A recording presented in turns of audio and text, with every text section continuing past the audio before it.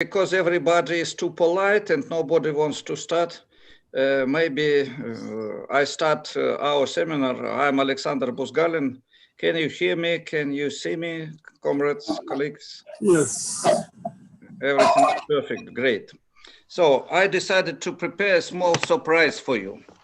Because you have Carnival, you have a lot of fun, and we also have a lot of fun, but this is a little bit another fun. So now you can see Russian winter.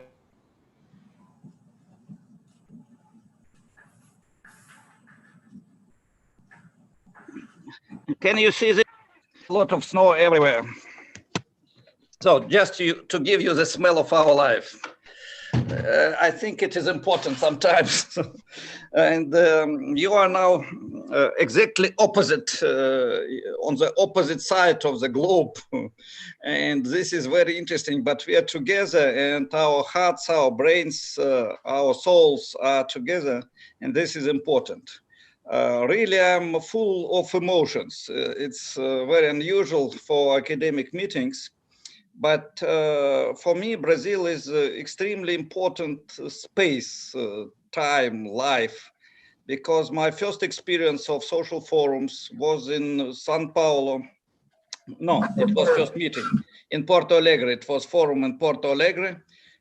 Thousands of people, demonstration, 100,000 people, a lot of beauty, songs, dancing, very interesting academic debates, very interesting political debates. So fiesta and academic symposium during 1 week without opportunity to sleep more than 3 hours, but with opportunity to dance more than 3 hours. So it was really great. Today, unfortunately, we cannot dance and we cannot think, but we have time for interesting debates. And the topic is really very actual. Because the human being, personality, is the most important question for development. Until now, big bosses are talking about profit, growth of gross national product, and so on. But they forget about lives, about development of personality. Sometimes this is a problem of hunger and survival. Sometimes this is a problem of absence of goal, of values, alienated life. But in both cases, this is a global tragedy. And we are living in the situation when social system, neoliberal capitalism, late capitalism, created atmosphere of totalitarian alienation, alienation everywhere. Everything for sale. This is not the joke. Education, culture, everything became commercialized and alienated from personality. Labor became, or not became, still is the sphere where you cannot develop yourself, where you are alienated also.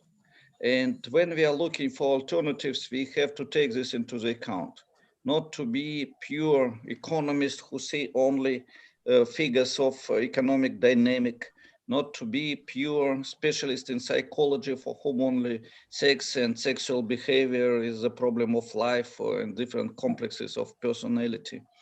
Not to be postmodernist philosopher who wants to talk about deconstruction, deterrorization, and absence of big narratives. So we have to find new problems, new space of problems. It is also important to put big questions. And for young generation, I think this is important.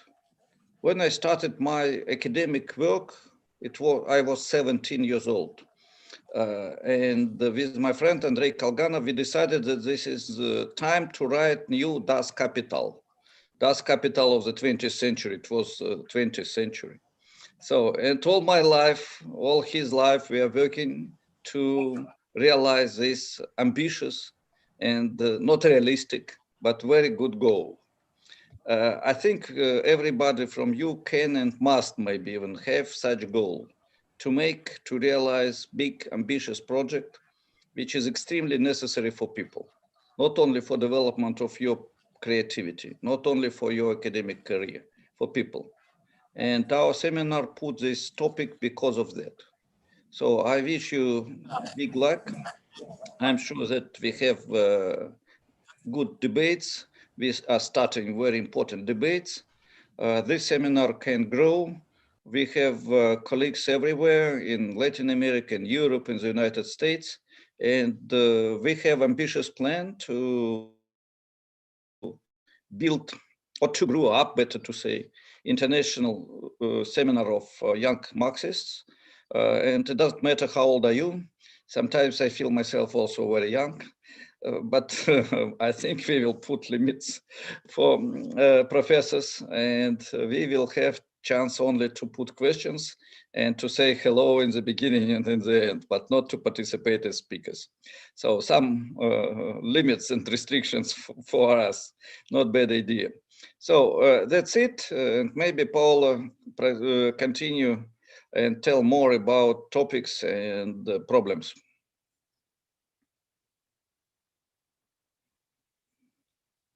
Paola, where are you?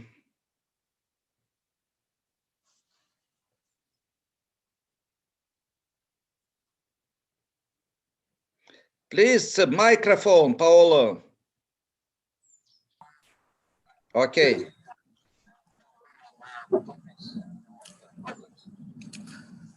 No.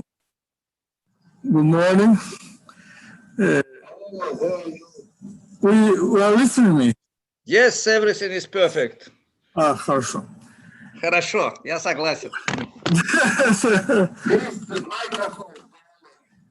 Well,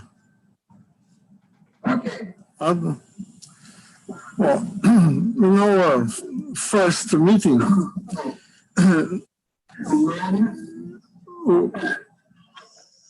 we live. Yes, everything is perfect. Yes.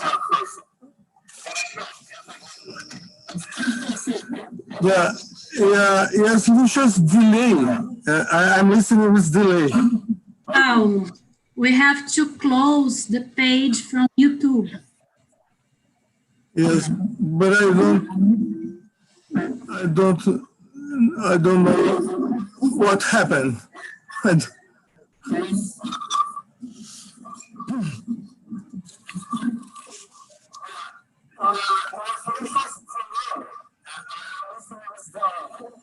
Пожалуйста, закройте страницу, да, на YouTube. I'm trying to enter, but I don't know what happened. Gleb sent me, but I... Paulo, você tem que sair do YouTube aí, só ficar no Zoom. Tá bom, então deixa eu ver o que está acontecendo aqui. Fechou, beleza.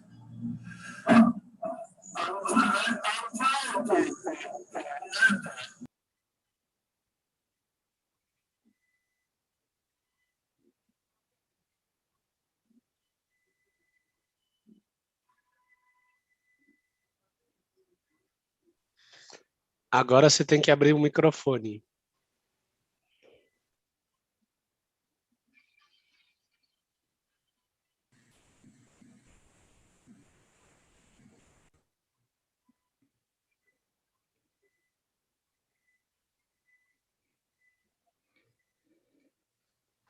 So, friends, I have proposal. Maybe we start our seminar, and then Paola, when he solve all his problems, will continue and will include in our seminar, and we will listen his introduction. Sure.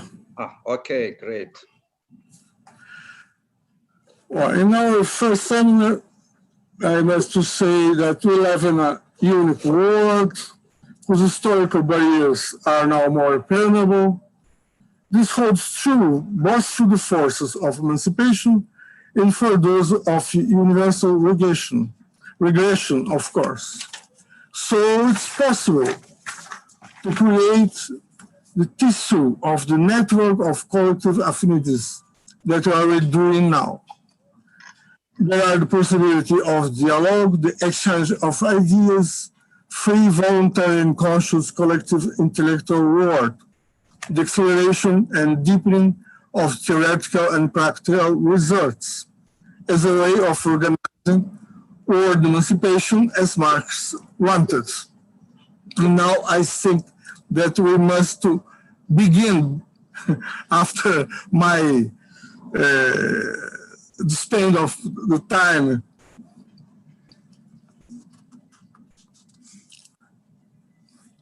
There are immense challenges posed by the creation of a new world order demanded by the new financial capital. For the ex-colonial and neo-colonial world, first of all, this implies the systematic destruction of nation states. Such a process creates immense economic, social, and political contradictions, a kind of permanent counter-revolution, and more or less anti-capitalist democratic revolutions aimed at socialism. This process impacts on scientific research of an academic nature by progressive intellectuals of various ideological spectrum. I believe this will be evident in this and other seminars by young Russian and Brazilian scientists. We hope that such seminars will be fruitful and have a long life. That's all. Yeah, thank you. Yeah, thank you, Paolo. So first of all, good morning and good afternoon, dear colleagues. I'm sure we have a very interesting meeting today. And by the way, today is a very important date. Today is 100 years anniversary of USSR State Planning Committee. So I would like to congratulate everyone with it. That's the not main topic of our discussion, but it's an example of alternative ways, alternative to neoliberalism. And I think we will propose from different sides, I would say. So to start our discussion, I would like to give a word to Professor Enrique Novaes. He's a professor at the Faculty of Philosophy and Sciences in São Paulo State University. So Enrique, please, 10 minutes is a time limit for everyone.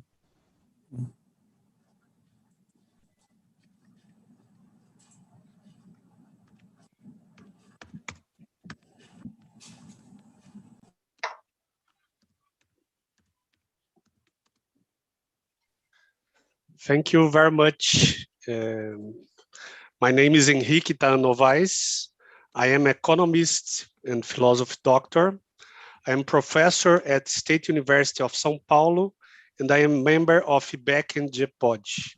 My presentation is about environmental collapse, agroecology, and schools of agroecology in Brazil. I would like to congratulate Professor Busgalin, Paulo, Fabiana, Natalia, Jacob, and Gleb. I hope we have an excellent first seminar of young scholars.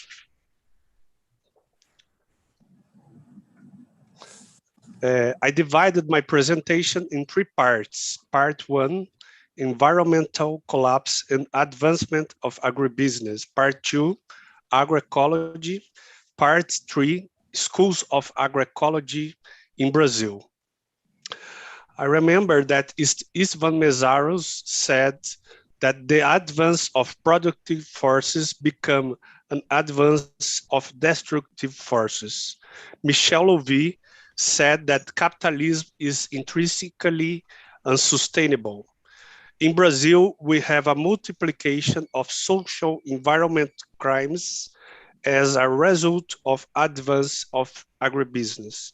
For example, murder of Chico Mendes, Dorothy Stang, crime of 9 companies in Mariana with 20 deaths, Brumadinho with more than 300 deaths. The advance of agribusiness have a political dimension. We had to remember that we have a restoration of the power of the landlords since 1964 CUP. We had a new capitalist cycle of land expropriation and the advancing of agricultural frontier. We had a state reform with increasing state control by agribusiness, reform of universities, education, technical education, reform of technical assistance in rural areas, and abundant credits for farmers. The advancement of agribusiness have an economic and technical scientific dimensions too. The so-called Green Revolution, based on concentration of land, ownership, monoculture, tractors, pesticides, agrochemicals, genetically modified organisms, synthetic fertilizers, changed the country size in Brazil and in the world. John Bellamy Foster, for example, perceived as the industrialization of agriculture. We have some consequences of this advance: social crisis, concentration of land and income, expulsion of small farmers, murder of leaders and social movements, destruction of Cerrado and of the Amazon, and implications for the destruction of aquifers, technological dependence of small producers, schools closing, environmental crisis, and food poisoning. Brazil has become the largest consumer of agrochemicals in the world.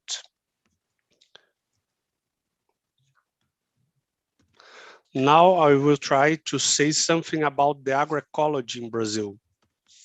Agroecology is the result of struggles by social movements and non-governmental organizations to produce and consume healthy food. Struggles to agroecological production in the settlements, attempts to sell organic products in the city, attempts to do agroecological research at universities, struggles to reduce hunger, poverty, malnutrition in the countryside and in the city. In the agenda of social movements, we have the decommodification of food, the decommodification of seeds, food sovereignty, gender equality in rural areas of social movements, cooperation and cooperativism, and the defense of agrarian reform. They promoted some actions like manifests for food sovereignty, struggles against genetically modified organisms, campaigns against agrochemicals, struggles against transnational corporations, attacks on corporations, Congress of Social Movements, technical schools creation, publication of books, and partnerships with unions and universities to promote marketplace in this space. Now I'm going to explain about schools of agroecology in Brazil. These schools were created to technical qualification. The technicians carry out the agroecological transition in the settlements. They form basic education teachers in the agroecology paradigm. They organize congress and conference of agroecology. They practice radical democracy, self-management, self-organization, based on the theory of some Russians like Pistrak, Krupska, and others. With the 16 coup and Bolsonaro elections, these schools are having a hard time surviving. This is my presentation. I hope you enjoy it. possible by Choi Tavares. Yeah, thank you very much, Enrique. That's very good that we started with such interdisciplinary approach. That is, I think, the key approach that can solve current problems. So I suggest to give a word to another speaker, and then when the part one will finish, we can start with a discussion and questions. And finally, all speakers can respond to the questions and have a conclusion. So please, the next speaker is Natalia Yakovleva. She's a leading researcher at Center for Modern Marxist Studies at Faculty of Philosophy at Lomonosov Moscow State University. And also she's a researcher at the Institute of Economics of Russian Academy of Sciences. Natalia Gennadievna, please. Thank you very much, Gleb. Hello, dear comrades. My topic, crisis of neoliberal capitalism, the desocialization of education. 1 minute on my presentation.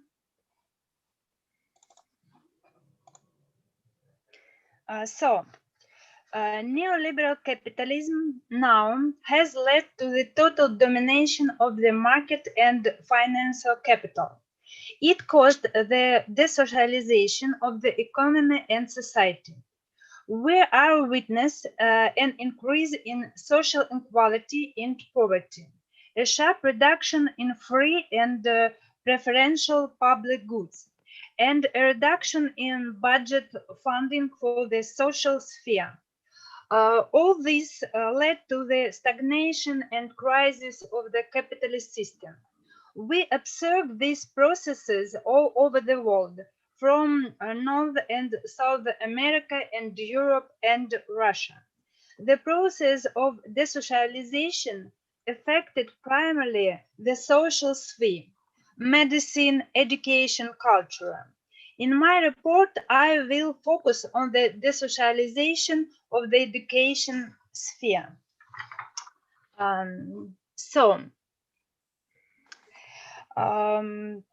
We witnessed changes in the education sphere during the last 20-30 years.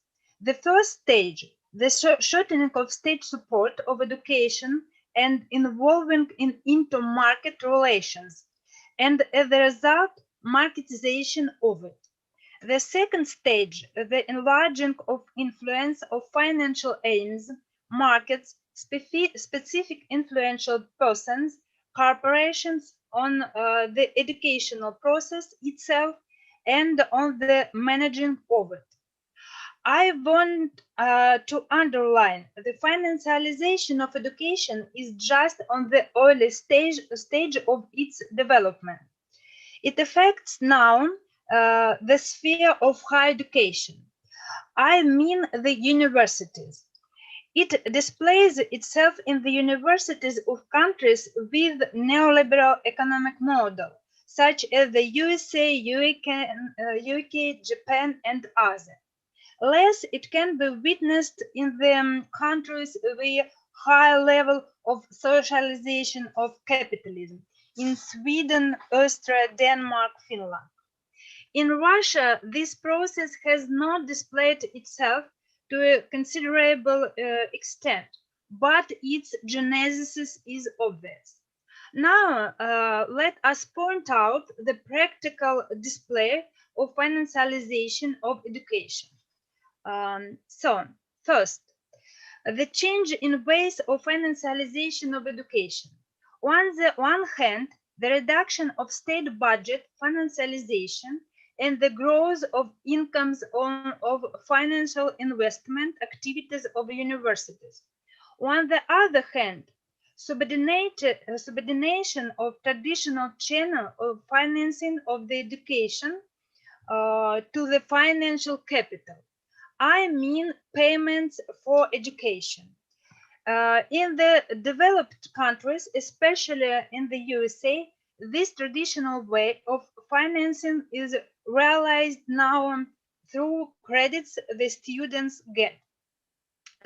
Have led to huge debts on such credits and formed the dependence of students and education sphere on the financial institutions and financial capital. For example, the dependence on education credits in the USA since 2007 up to now has grown to 49%. And as the Financial Times said, the total debt on the USL students in 2018 exceeded $1.5 trillion. So second, we can point out the process of growing up of the role of economic and financial departments in the university structure. These economic, finance and investment departments dominate over the education and scientific departments. They subordinate education and scientific departments, regulate and control their activities. For example, Harvard Managing Corporation, the special managing company set by University of Harvard to manage the endowment fund, is a very successful investor. Double rector of Harvard University, Derek Book, said the increase of endowments goes up thanks to gains of investments. There are also changes in the way of managing in the universities. During the last 2 decades, more and more representatives of business became the members of trusteeships of universities. Mainly, they represent not the real sector, but financial sector. And as a result, the top leadership get into strict dependence on business and financial capital. So, third, the external condition dictated by state, business, and financial capital turn contemporary universities into commercial and bureaucratic business structures. They do also call them businessmen's university or 3.0 generation universities. The contemporary universities are characterized with competition for best students and for state financing, creation of tough authority system with a lot of bureaucracy, turning the financial indicators to be main ones of educational and scientific activities of departments and teachers. Fourth, first all, the changes of structure and contents of educational process, they change the set of faculties, subjects, and the ways of training. But the students are subordinated by this process too. This very process turns to became the ideology of contemporary global capitalism. The education becomes the main channel of generating the value system and the way of mentality. As a result, the homo finansus is formed as prevailing type of personality. Thus, the universities become the conductors of ideology of financialization in the society. In this way, they intensify the process as in economic. So in the society on the whole. So, conclusion. The education system, the contemporary education system, which is undergoing the process of marketization and financialization, can increase the regression of society. It is all. Thank you very much. Thank you very much. Education is the real basis of all modern production, so we cannot exaggerate the necessity to discuss this subject. And the next speaker is going to talk about quite close theme. I would like to give a word to Fabiana Rodriguez, who is a professor at the Faculty of Education at the University of Campinas, and also in postgraduate program in education. Fabiana, please, you're welcome. Oh, thank you. Just a minute, please. I will share my slides.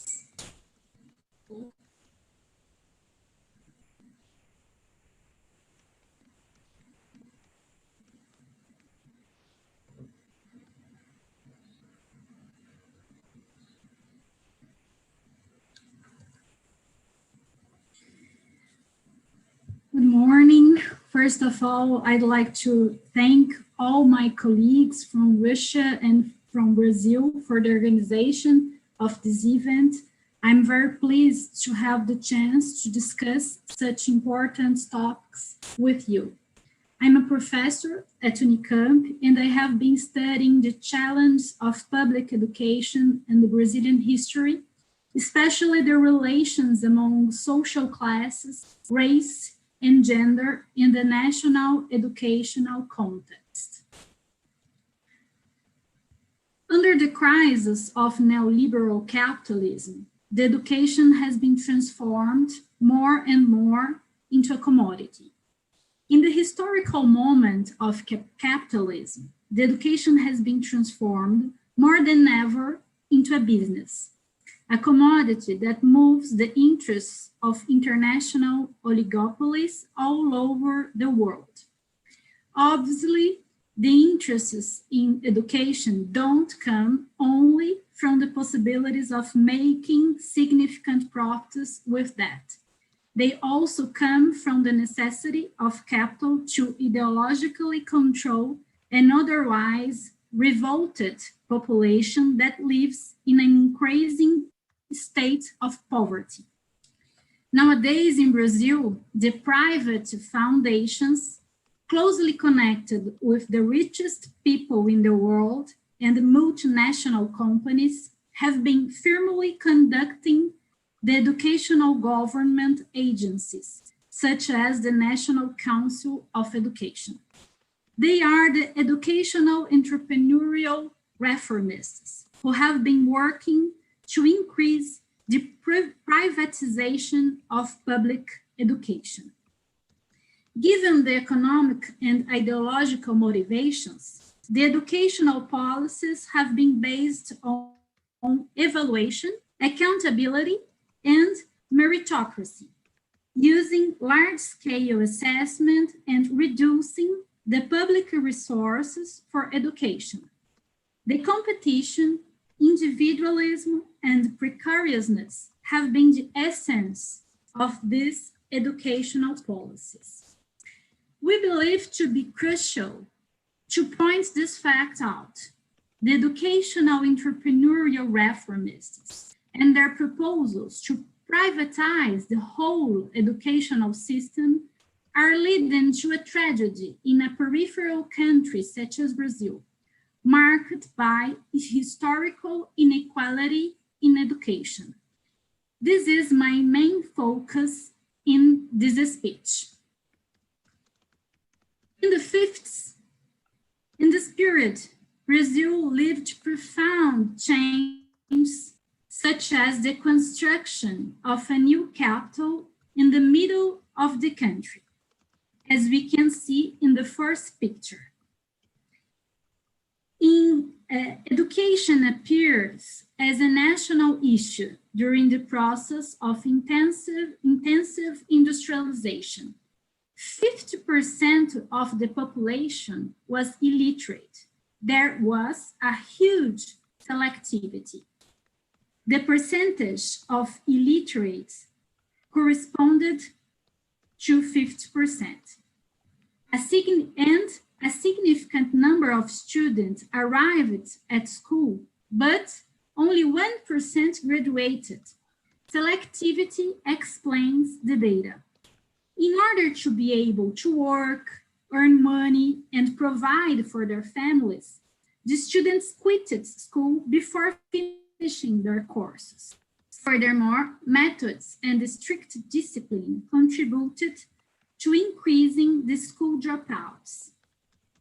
In addition, the selectivity expresses the contradictory process of development of Brazil. The dependent industrialization means lack of scientific production and universities. This reality explains why we hadn't been able to universalize schooling during the spread of industrialization and urbanization throughout the decade of 1950. Lamentably, the fact is, during the time when the country lived crucial changes, the education in Brazil kept preparing few people for privileged life, while cultivating an archaic and useless school. Popular education to fight illiteracy. The 1950s was a time of intensive political engagement that involved the Communist Party, the left-wing sector from the Catholics and the students. Illiteracy appeared as a crucial concern in these organizations. Paulo Freire, a well-known Brazilian educator, developed a method to teach reading and writing and, at the same time, politicize the students. In the beginning of 1964, some weeks before the military coup, the Paulo Freire method had become the one of a national plan to face national illiteracy. After the military coup, the program was suspended and Paulo Freire was exiled. The dictatorship educational policies, alienation of educational challenges. During the dictatorship since 1964, the ideology from human capital theory prevailed. The Ministry of Education in Brazil made several agreements with the U.S. Agents of International Development. Following the directives from U.S. aid, what happened was an alienation of real educational challenges in Brazil. The education was considerably reformed in all levels, from basic school education to universities. The results are recognized for keeping selectivity and producing profound social inequalities. The two pictures here show the resistance of students against these agreements. Afterwards, the quantitative outcomes registered the complete failure of these policies. In 1976, 7.5% of people were illiterate in urban areas, while just about 31% were illiterate in the countryside. In the northwest of the country, a substantial number of the population was not able to read and write. Nearly 52% were illiterate. In the same years, the educational statistics presented a relatively modest schooling rate. 67% of the country as a whole, with significant difference between countryside and urban areas, 8% and 50% respectively. The school, as a reproductive space of selectivity, social class inequalities, sexism, and racism, was a disastrous result from these policies. You arrive here in the New Republic. In the first picture, we can see the symbolic character, Lula, leading a demonstration against dictatorship. The New Republic started in 1985 with a civil president. In the 1980, the educational reform to democratize the school was brought back to the public debate. Following the debate about the challenges of democracy, public education appeared as a central issue. The social movements, teachers, intellectuals, feminists, and the Black movement struggled for the democratization of public education in different levels. At the same time, the right wing prepared their answers connected with the directives from multilateral organizations, such as the World Bank and International Monetary Fund. In the second picture, we can see an illustration that sums up the drama. More and more money for the public debt and total scarcity of resources to public education. The right wing organized their forces and, despite the social movements, has been imposing their neoliberal and privatizing educational agenda, especially after the 90s. Wrapping up, the neoliberal agenda of educational reforms has been intensified in a peripheral country such as Brazil. The disaster is enormous because it's a country that didn't overcome the heritage of barbarism breeding since the colonialism. Never in our history were we able to reach a public educational system minimally egalitarian. Nowadays, the percentage of functional literacy corresponds to 29% of Brazilian people.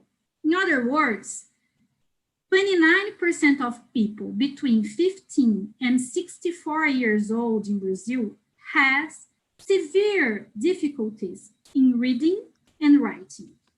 The extreme exploitation of work, the racism and male chauvinism are the essence of inequalities in education. This grave circumstance has been exacerbated with policies that answer the capital interests. Thank you.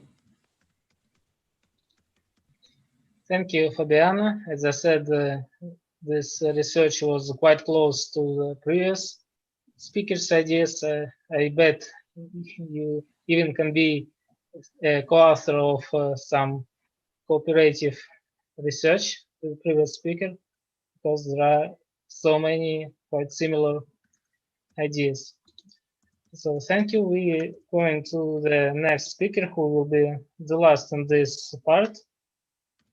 So I give a word to Jacob Zaishri, who's a Canadian and nowadays probably a bit Russian researcher, who's an economics teacher at Plekhanov Russian University of Economics.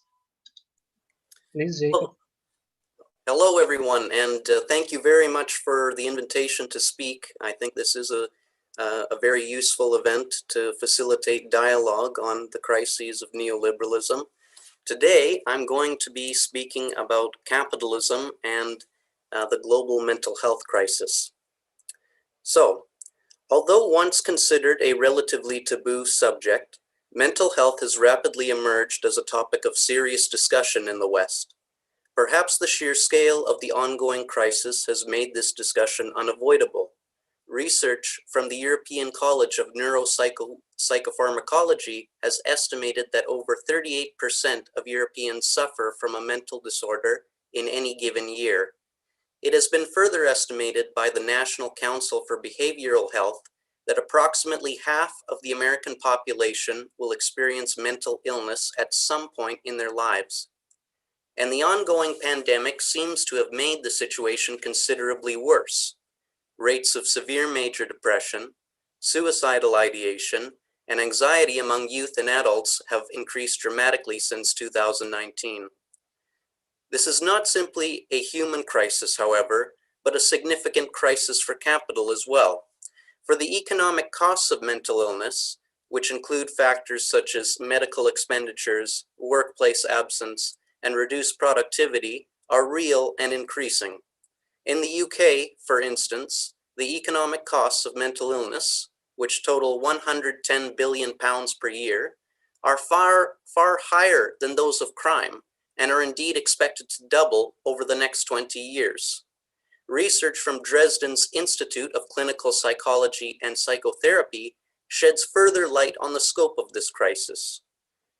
Quote, between 2011 and 2030, the cumulative economic output loss associated with mental disorders is projected to be $16.3 trillion worldwide, making the economic output loss related to mental disorders comparable to that of cardiovascular diseases and higher than that of cancer, chronic respiratory diseases, and diabetes.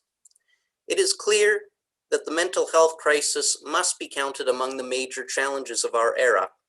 And similar to other crises, which include intensifying geopolitical tensions, a deteriorating biosphere, and questionable rates of profit, I would argue that contemporary capitalism is deeply involved in both the making and shaping of the mental health crisis. Let's first discuss the relation of contemporary capitalism to the reproduction of this crisis. Perhaps the most relevant factor here is the so-called neoliberal era of capitalism, in which former bulwarks of social provisioning, namely the welfare state and tightly knit communities, have been dismantled in favor of a totalizing subjection of society to the accumulative logic of the market. Oliver James, a British psychologist, noted that when comparing citizens of countries which have retained the welfare state with citizens of countries that have underwent intense periods of neoliberal governance, the latter are twice as likely to suffer from mental illness. He also highlighted that there is a positive association between mental illness and social inequality. The higher the latter, the greater the risk of the former. On the cultural side of the equation, James suggests that the ideas associated with neoliberalism also play an important role in the spread of mental distress. Centrally, he blames the notions that, quote, material affluence is the key to fulfillment, that only the affluent are winners, and that access to the top is open to anyone willing to work hard enough, regardless of their familial, ethnic, or social background. I think it is true to say that the Hobbesian mentality of neoliberal ideology is likely incompatible with stability, let alone sound mental health. But I would argue that another important factor to recognize, felt throughout much of the capitalist world, is a collective grieving over the loss of the future. Young people around the world have had their aspirations dashed, and many are expecting to inherit a world worse than that of their parents' generation, a world of fewer opportunities and of ever-increasing precarity. As capitalism struggles in the early 21st century, promises of stable employment, high incomes, families, and home ownership have largely dissipated in the face of debt, offshoring, automation, and the so-called gig economy. This widespread loss of hope in a future of better days has undoubtedly contributed to the intensification of the mental health crisis, especially in young people.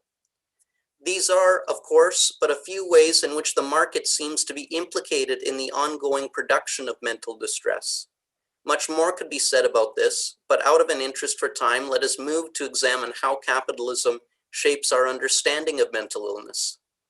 The first and perhaps most curious fact to acknowledge here is that everyday life is undergoing rapid pathologization.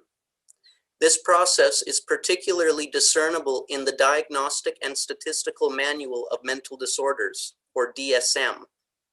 This is the primary diagnostic manual published by the American Psychiatric Association, consulted by clinicians, researchers, and policymakers alike.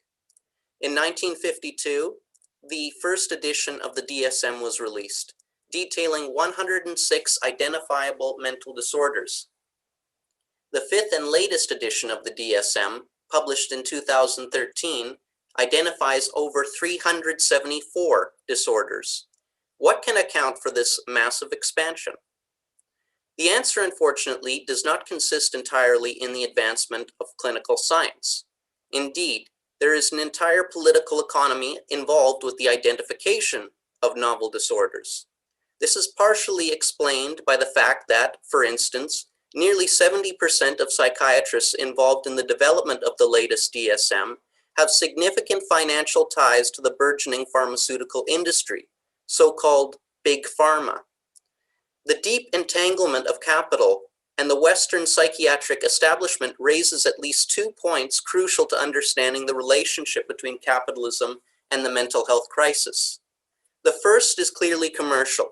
Consider here the so-called drugs revolution, in which the institutionalization of the mentally ill was replaced by the commercial sale of pharmaceuticals aimed at regulating behavior. This revolution coincided with the logic of the larger neoliberal counter-revolution, as the costs of state-funded psychiatric institutions were shifted to individuals who would then be responsible for the management of their own mental health through the purchase of pharmaceuticals or the health insurance policies which cover them. Pharmaceutical companies have a vested interest in the pathologization of everyday life, the transformation of every conceivable dysfunction into an opportunity for products and profit. It is also worthwhile to note that the development of a side industry based on promoting a consumerist approach to well-being. Instruction through meditation and yoga, dubious dietary regimes, and self-help books have reemerged as an expanding market of commodities aimed at the attainment of a curiously elusive well-being. Sorry, Jacob. So, Jacob, just a couple of minutes left. Okay. Or even less. The mental health crisis is therefore in part perpetuated and extended in scope because it offers new opportunities for consumption and thus the relentless self-valorization of value. The emerging consumerist conception of well-being brings us to a second crucial point. Capital attempts to control the meaning of mental health in order to regulate the behavior of the workers. It is crucial to note here that, from the perspective of capital, the primary problem associated with mental illness is a lack of productivity. It is therefore no surprise then to see that the dominant depiction of sound mental health consists in an idealized worker and consumer, someone with the energy and enthusiasm for constant productivity and limitless consumption. The mentally healthy worker is not only the worker who comes to work, but who is actively engaged and happy despite the soul-grinding character of work under capitalism. The capitalist obsession with pathologizing resistance to value production is reflected in the DSM itself, as Bruce Cohen demonstrates. In the first edition of the DSM, there were only 10 instances in which mental illness was associated with work-related issues. In the 5th edition today, there are over 387 instances. In this way, the DSM has itself become a veritable catalog of ways to identify bad proletarians in need of treatment in order to maximize the latter's potential integration into the process of value production. And I will conclude here by saying that this is not to minimize problems like depression or anxiety, quite the opposite.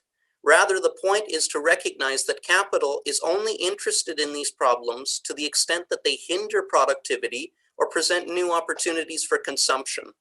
Capital cares only about its own continuous expansion, and therefore it bothers itself with our problems only to the extent that they present obstacles to or prospects for that expansion. Any attempt to confront the developing mental health crisis seriously must therefore begin with an attempt to replace our society with one oriented not towards the accumulation of capital, but rather the fulfillment of human needs. Thank you very much. Yeah, thank you, Jacob, and thank you to all speakers for following time limits quite exactly. Usually it doesn't happen in the conference where I participate, so thank you. And now we can move to questions and discussions. So please, everyone who wants to comment previous reports, you can make brief comments and ask your questions to the speakers. And then I will ask questions from the chat. So anybody wants to make some comments now? Okay, then I will start with the questions of Professor Buzgalin. The first question was to Natalia Yakovleva. So the question is, can socialization of education be developed without deep social reforms in other spheres? So what can be changed first, education sphere, or this process should start from some other area? Another question to Natalia and Fabiana. Can sorry, just a second. What can education community make in order to decline commercialization of education? And another question to Jacob.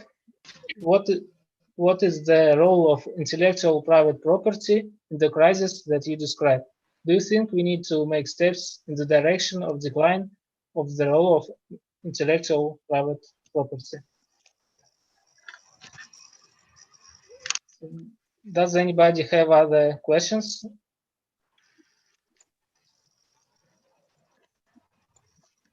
So if not, we can start with the concluding words of our speakers and answering these questions. So please, Natalia, you can start with this. Okay. You can start from questions to you. Okay. My son Yaroslav helped me translate.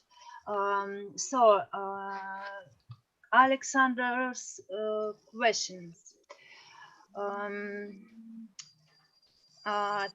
Так, может ли социализация образования развиваться без социальных реформ в других сферах? Ну, Переведи людям. да не поняли, ты можешь, давай.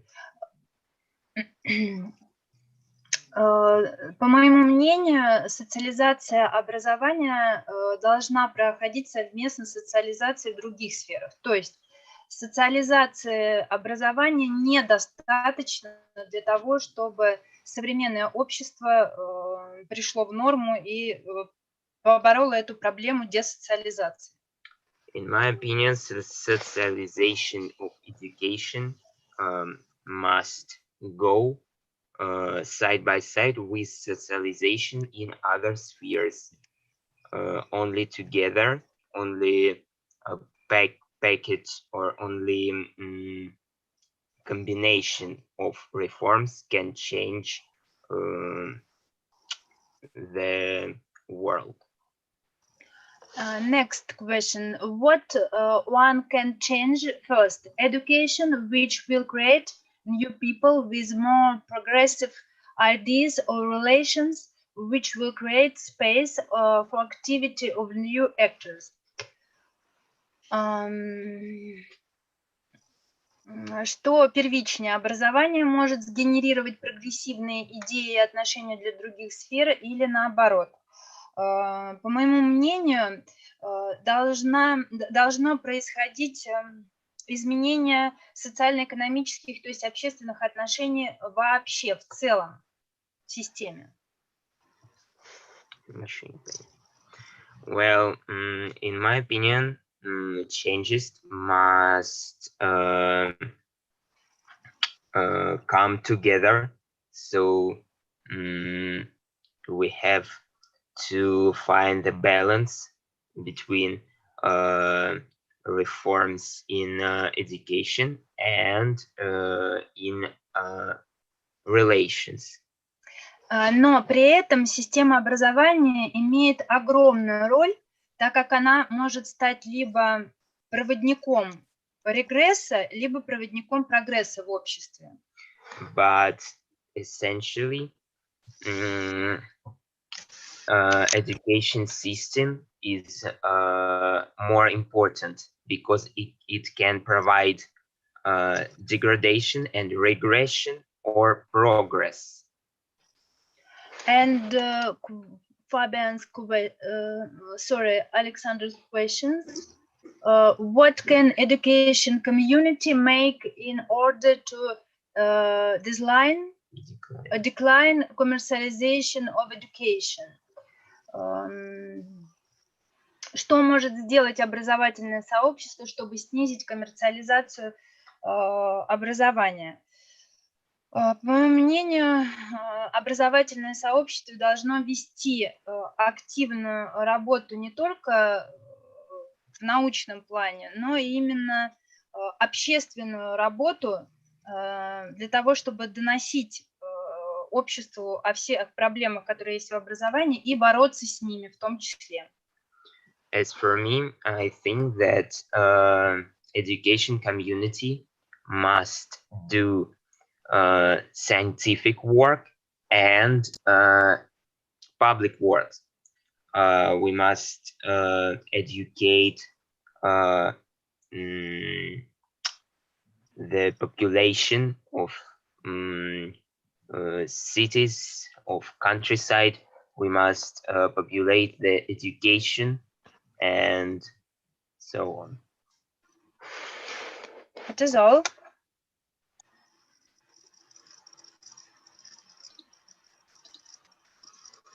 Yeah, thank you. So, Fabiana, please answer the question to you. Yes, thank you for the questions. I'm going to start with the first one. Why do you need all these people? I don't know if I understood very well, but I think the problem is what to do with the excess of people that the people who is unnecessary to the system. I think, I don't know if it was this question, but I understood like this. In Brazil, this is a very serious problem because we live a process of destruction of industrialization and the population that that can't anything to do, don't have jobs. It's a serious problem. Then the educational system have to answer this problem, and the answer is to produce zombies, to produce adaptable zombies, or to put in prison. The Black people in Brazil is marked by genocide and incarceration. And in the same time, the educational system is thinking about how to produce adaptable people. Then the second question, what can education community make in order to decline commercialization of education? I think the first step is to understand what's happening. The private foundations and the entrepreneurial reformists are dominating the educational policies in Brazil. And what does it mean? It's important to think about it, to discover, to study. Now, for example, I received some news that the federal government right now is selecting which books the children have to read at school. The books the books are very poor in contents and and dominated by obscurantism, because we can't talk about our real problems, our structural problems, and inequalities. We don't have to talk about gender. We don't have talk about racism, and I think the first step to fight against the commercialization is to understand what the commercialization means. I think the business and the obscurantism are very connected. And this is important to know, to fight, to face this crucial problem in our reality nowadays. It's that, and my comments are that. Yeah, thank you, Fabiana. And next questions to Jacob, except Professor Buzgalin question about intellectual private property. There is another question from Aline.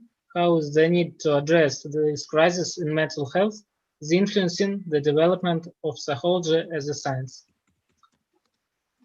Okay, thank you, colleagues, for those great questions. So first, on the matter of intellectual property, well, I believe that the kind of most pivotal insertion of this problem into the global mental health crisis is most clearly observable at the point of pharmaceutical companies themselves, right? There's this sort of contention among the companies that the defense of intellectual property rights is pivotal, not only to their stability as sort of corporate entities, but also to innovation in the sphere of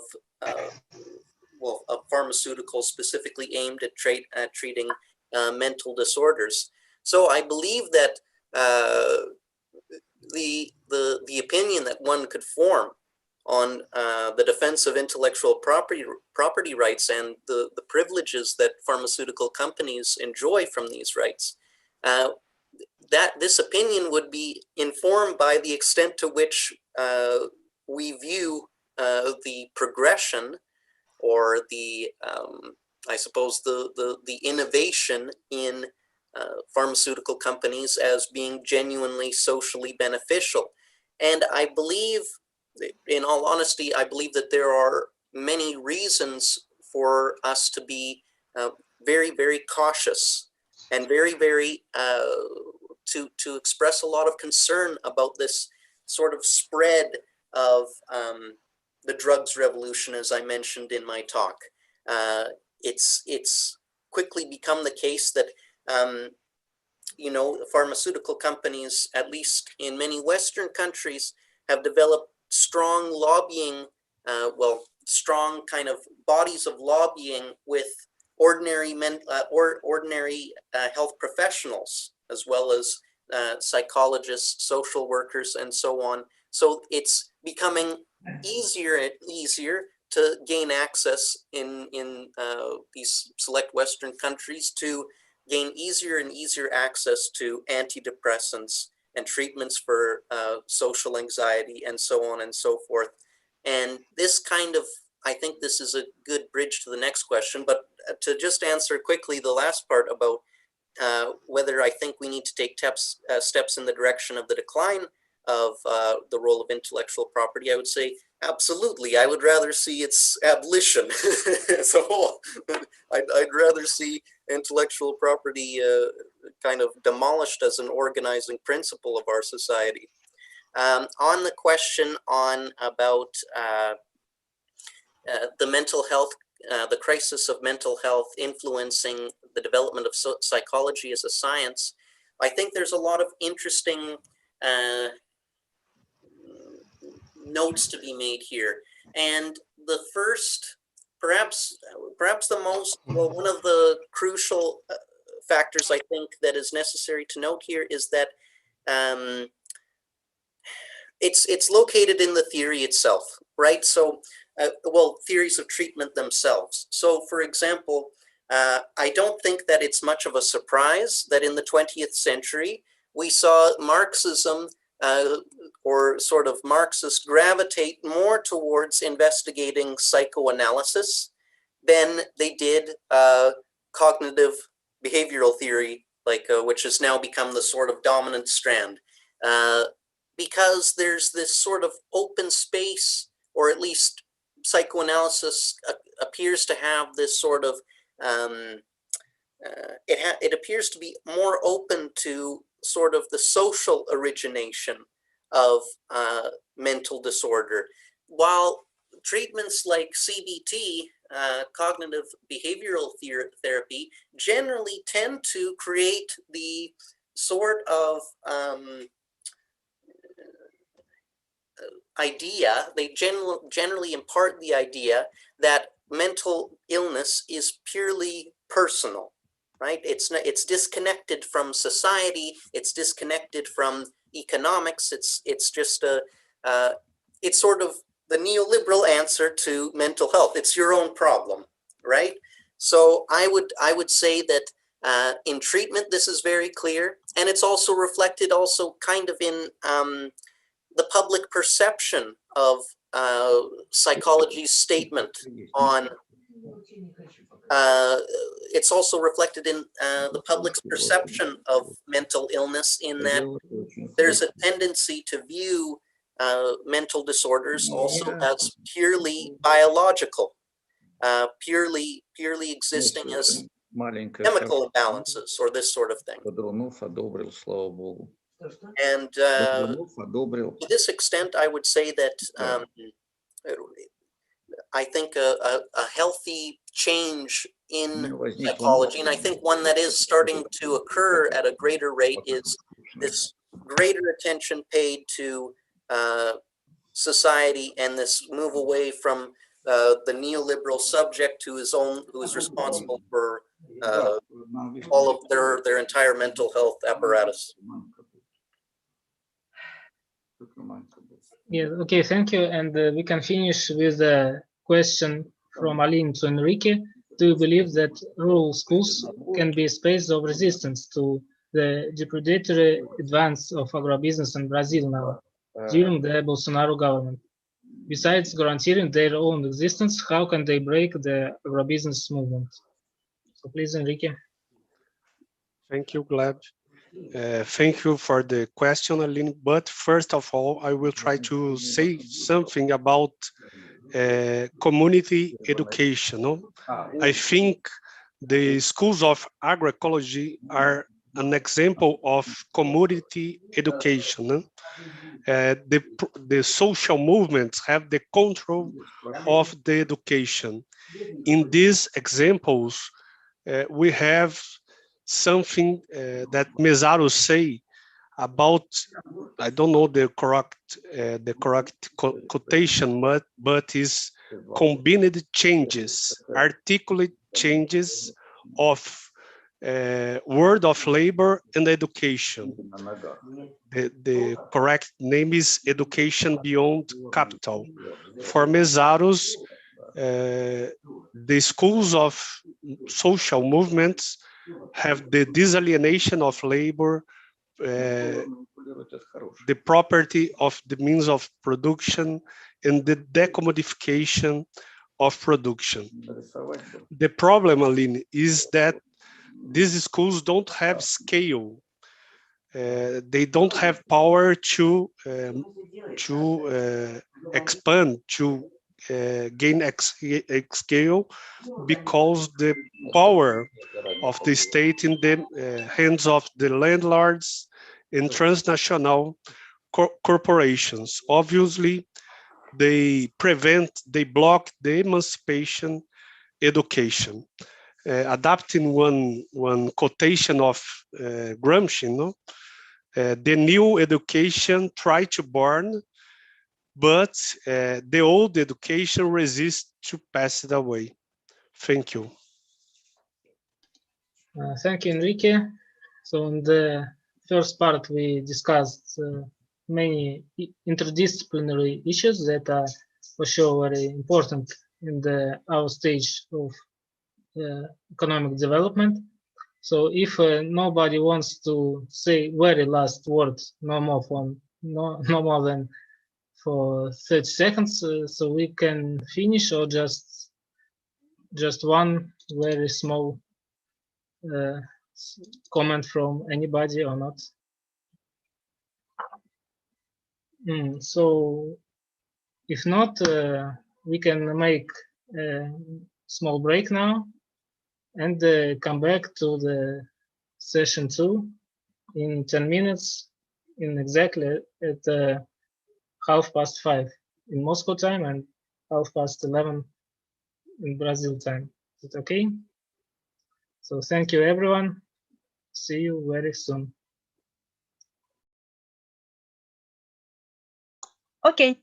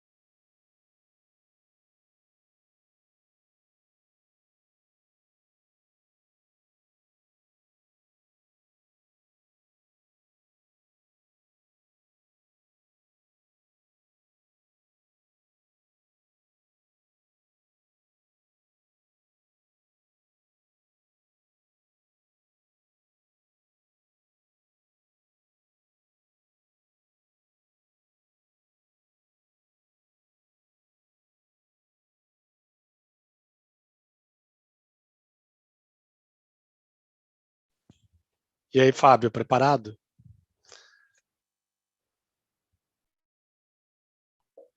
E lá vamos nós. Tá sendo Tem que gravado. falar melhor. Tá? Tem que falar melhor que o Jacob, hein? O sotaque dele é... Ele é canadense, como é que eu posso fazer? Tá gravado, daí, só que às vezes tá gravado. daí é fácil, né? Lógico. Tava brincando. Ai, ai. Eles me deixaram por último, agora dá nisso. Sim, eu tenho que treinar melhor meu inglês aí. A conversation. Treinar conversation. Aulas de conversation. Sim, sem dúvida. Eu sou melhor para ler, para falar, eu penso em português. Que a gente não usa, né? A gente mais lê, escreve, né? Mais lê que qualquer coisa. Né? Precisamos treinar a nossa conversation. Não é difícil. A Fabi tá 1 mês treinando a apresentação, arrasou, viu, Fabi? Decorou a apresentação. I have a wonderful teacher. I can indicate a teacher to you. Very well, Fabi falou muito bem, Fabi.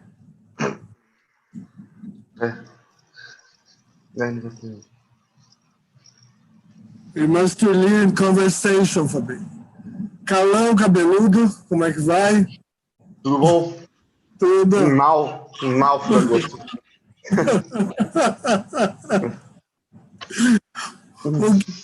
O que faço aqui?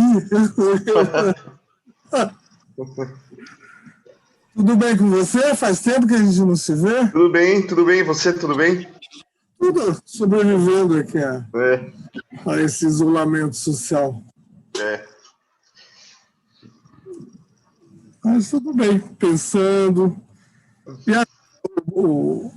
para onde vai o teu presidente?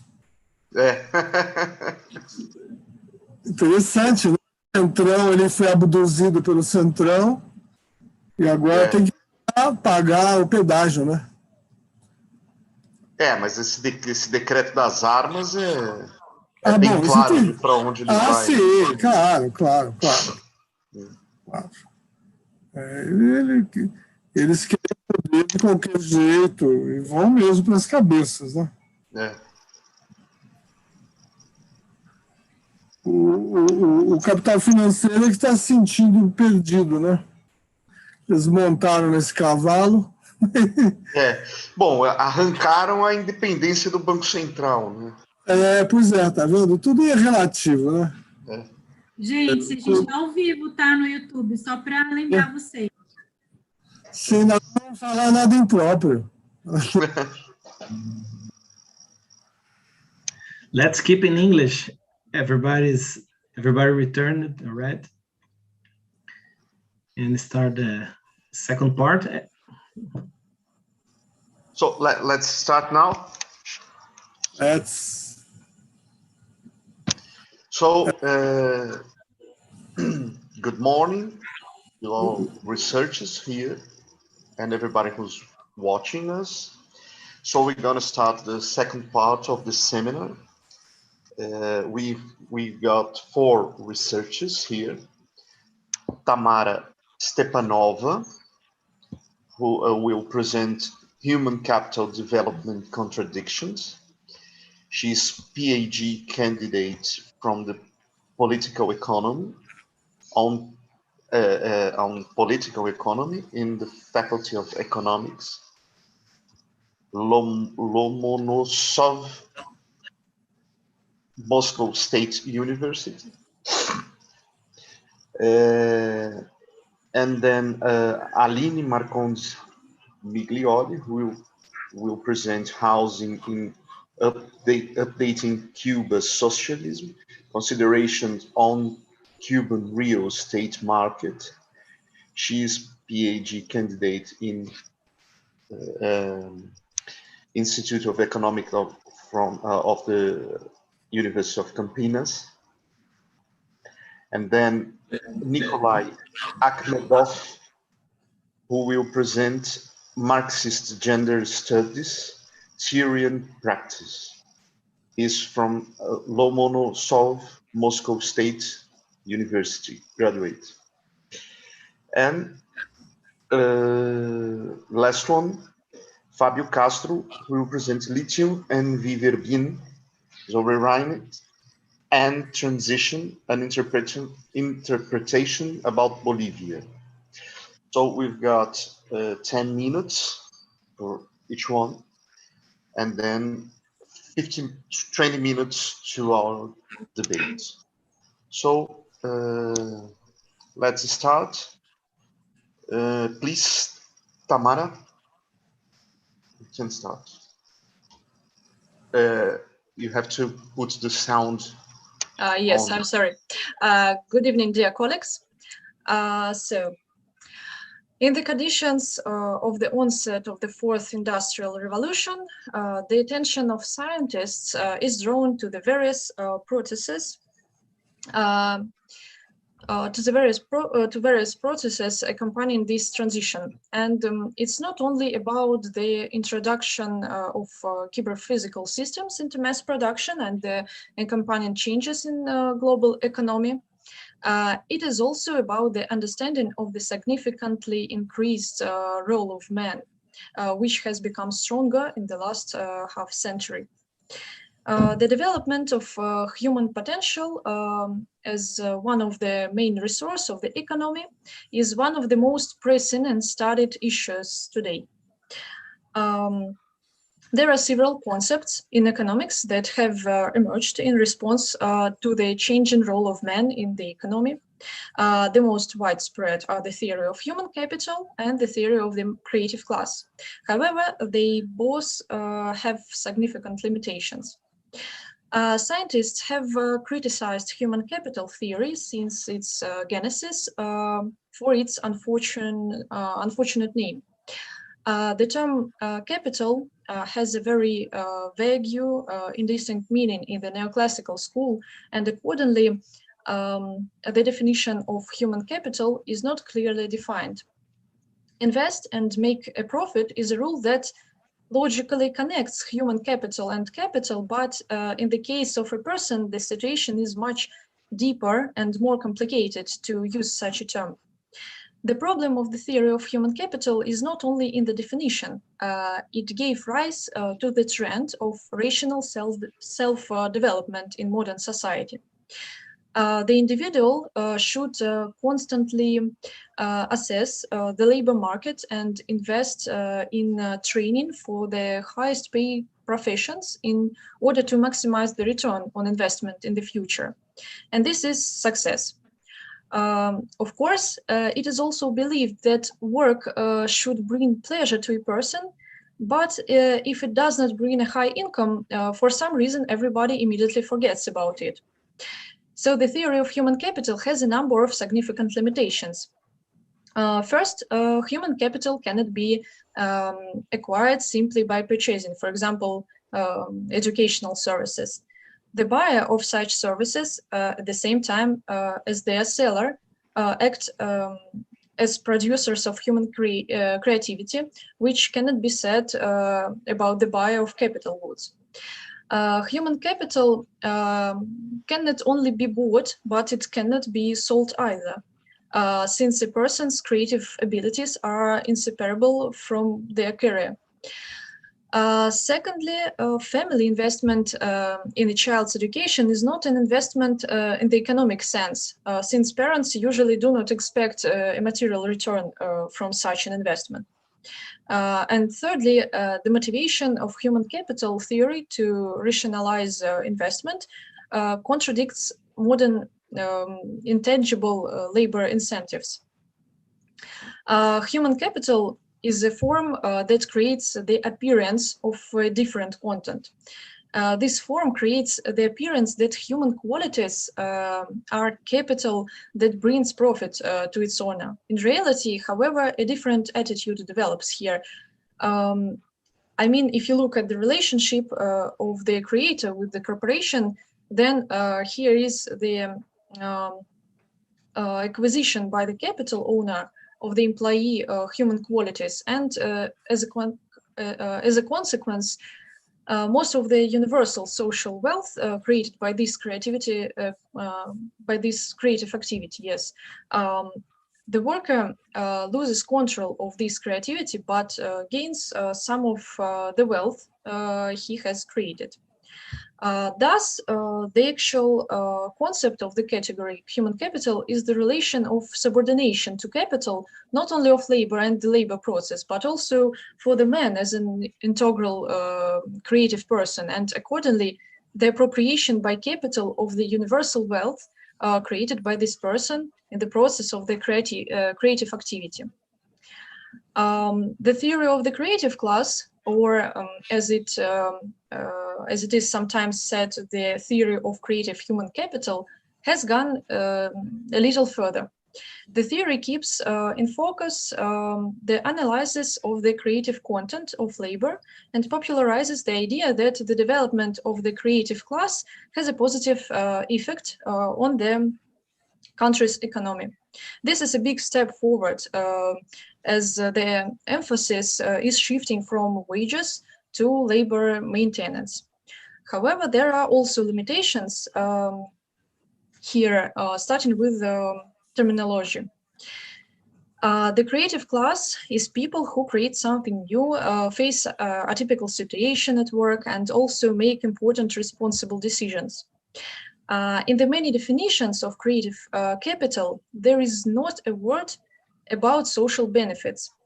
Therefore, research on the creative class includes such professions as, for example, a marketer, an advertising manager. Although in the vast majority of cases, people in these professions are often engaged in imposing unnecessary products and services at unimaginably high prices. It turns out that the followers of the theory seem to tell us that the purpose of the activity does not matter. The main thing is that the means are creative.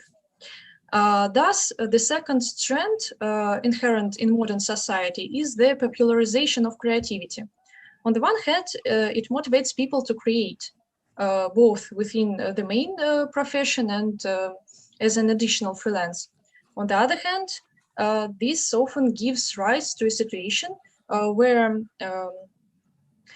activities that are unnecessary or even harmful to society mistakenly seem to be creative and useful. Often defenders of the theory of human capital say that nitpicking the term is excessive pedantry because everyone understands what it means. In practice, we see that the attitude to economic terms must be as strict and thoughtful as to variables in the exact sciences. Otherwise, the subsequent penetration of the findings of economic theory into society can be destructive. And instead of investing in the quality of educational services, we see that universities are competing on the average salary of graduates and not on quality achievements. We see total commercialization. And instead of being creative in making products and services for people who really need them, we get workers in the sensation industry, the experience industry, which does not explore how to create the things people most need.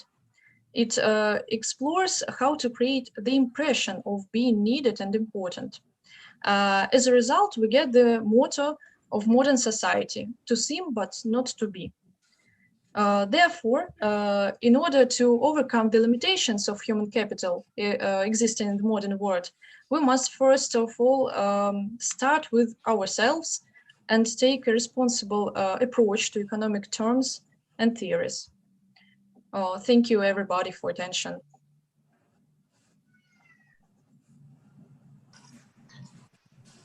Okay, Tamara, thank you. We're going to pass to Aline now, please. Okay, thank you. I'll share my screen.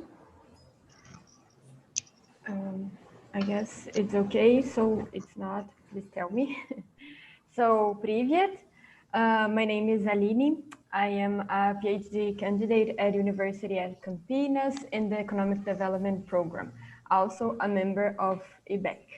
I'm here to present my PhD thesis or some parts of it and some conclusions. And my theme is housing in the updating of Cuban socialism, considerations about Cuban real estate market. But first, I would like to say I'm very happy to be here in the first seminar and in this partnership between us and Russia. And thank you for everybody who helped to organize and who is here watching and YouTube also. So I would first begin by contextualizing my research at Cuban history, and I will try to be very fast because my research it's about real estate market that was allowed in 2011, but this is part of a huge process that began in the 90s. So as you may recall, by the 90s, Cuba has faced a very huge economic crisis because the end of the Soviet Union, and because of that, the end of the partnership between Cuba and the Soviet Union and other socialist countries. And at the same time, by 93, by the intensification of the US embargo towards Cuba, Cuba has faced that big economic crisis, and because there's nobody to sell the sugar produced in Cuba, and because they were not an industrialized country, this resulted in a balance of payment crisis, and as consequence, a shortage of inputs and goods.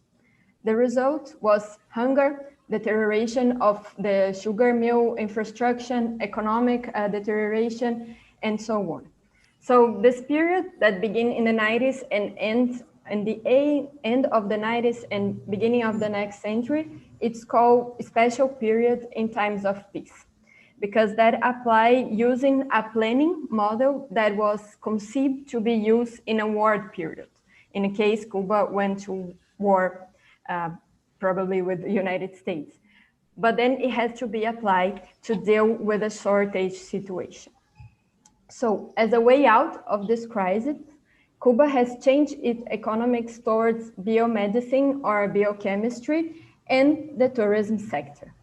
And that after almost 20 years of that change, Cuba has faced a big economic and social change, its reality. So, for example, this led Cuba to opening for foreign investments or international companies, of course, regulated by the state and as joint venture with the state. Also led to the liberalization of some markets, for example, agricultural markets, and led to more decentralized measures toward employment.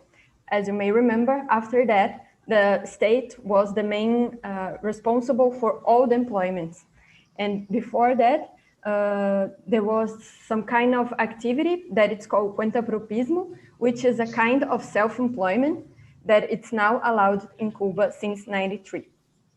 So with all this change during the last 20 years until 2011, Cuba has faced the necessity to update the Cuban socialist model, which is to rethink the demands, the popular demands, and a way to go from that. So this necessity culminated in the huge popular discussion that it's called the updating of Cuban socialism, which was a document released by the Communist Party to the population with some guidelines showing some changes and some adaptations of the Cuban socialism that was discussed in 100 of meetings between the Cuban Party's delegates and population in their work centers or in their neighborhoods. And there was summed up in a final document that is called lineamientos, which means guidelines, and have almost 300 guidelines to change and to bring new things to Cuban socialism. One of those guidelines, couple of guidelines, are my research theme, because in one of those, it was allowed again to sell and buy homes, and that was forbidden for the last 50 years of the revolution. So this restoration of the real estate market came with a lot of rules to avoid urban speculation. For example, Cubans families can only have one house to live and one house to vacations. At the same time, it's not allowed in Cuba to foreigners buy homes or buy real estate property. And the question that arises with all that is how real estate marketing is reorganizing Havana city. And what can we learn from that about the changes that are going on in Cuba now? I choose to study Havana because it's where the tourism sector is more developed and where we can feel and can observe the tendencies of the changes ongoing in Cuba. But I am very aware that these results do not represent the totality of Cuba. And also I know that this cannot be replicable in the countryside because there is a total different dynamics. Even if we think in a large city as Santiago de Cuba, which is not as big as Havana, we cannot see those things so clearly. So I'll try very fast to explain you my methodology. I've been collecting the ads. People who want to sell their homes, they made ads for selling them. And since 2013, real estate advertisements and websites are allowed. So there is like 4 big websites where you can put your announcement there. And I've been collecting the information on those sites since 2013, where it began, to last year. And by now I have a very huge database where I can have some information, for example, price, localization of the house, construction type, size, so a lot of information. And what I've been trying to do is working with that to see the changes in price and localization. As we can see in the first graphic here, this shows the price of the square meter in Havana.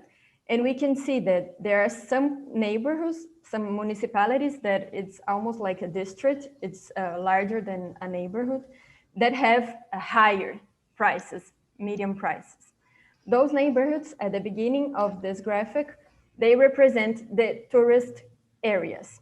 So if we think in Playa, Plaza de la Revolución, and like Old Havana is where the tourist activities take place. So this shows us that those houses are been selling for a higher price, which is related to the possibility to turn those houses into a business by executing a cuenta propista or a self-employment job there. So you can turn those houses into restaurants, you can turn those houses into small hotels, or you can rent a room for a tourist, and then you can join individually this economic that it's related to tourism activity. We can also see in the other graphic that has been a change during time. So this is the median price in Havana of the square meter. And we can see a drastic change in 2015. This is related to the policy of Barack Obama to be closer to Cuba and Raul Castro also to make the relationship in better terms. And as a consequence, the US government has allowed the North American crews that are in the sea to stop in Havana. And that had created a huge influx of North American in Havana and in Cuba. So with that and the expectation of growth of this sector of the economy, the prices had become higher. We can also see the same tendency here in a map. And I have no time to explain the index, but I can tell you that the darker the neighbor, the municipality, that means that the price here is way higher than the median price of the city of Havana. And in all these municipalities, they have tourist attractions as monuments, churches, or beach. So we can see that the closer the houses are from this location, the higher the price is.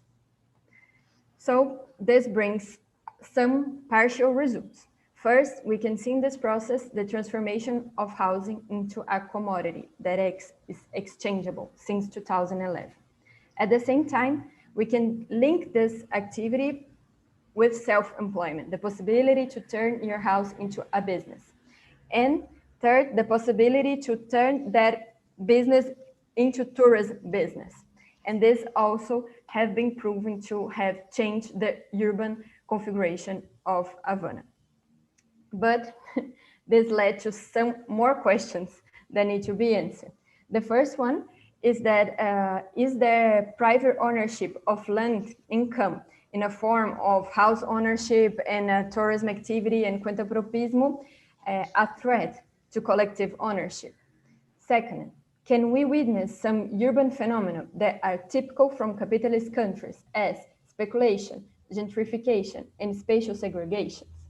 So these questions I intend to disclosure or at least begin to answer in the end of my PhD, and I hope we can discuss it here too. So thank you so much. Thank you, Aline. Now we're gonna pass to Nicolai Ahmedev, please. Thank you. So Gleb, can you help me with my presentation, please?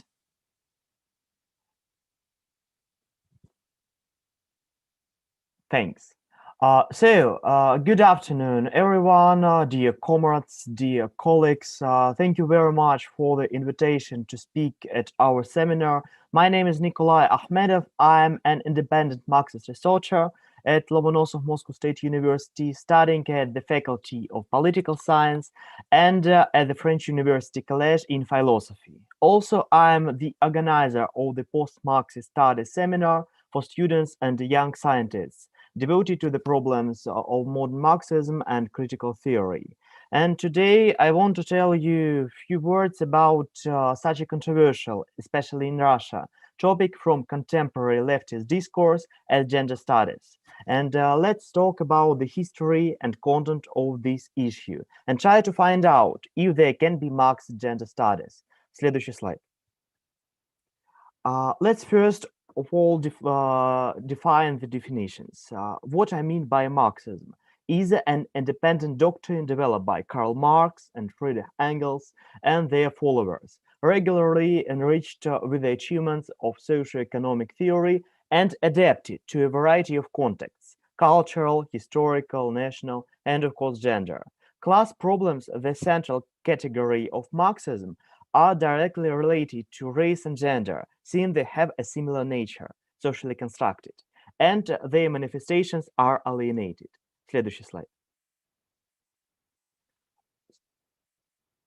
Speaking about gender studies outside the Marxist theoretical and methodological framework, it should be said that this is a direction of social cultural research that studies how a human being identifies themselves within the framework of a variety of personal and intimate constructions, the most famous of which are masculinity and femininity. Gender studies are subdivided into feminist studies that study the problems of women and femininity, their economic status and emancipation. Then sexual studies that study the mechanisms and structures of sexual attraction, and queer studies that remove binary positions between male and female. And these bases study dissimilarity, and that important to us, it's repression by capitalism. Next. So let's move on to the context of Marx's gender studies. The theoretical context itself emerged in the works of Marx and Engels.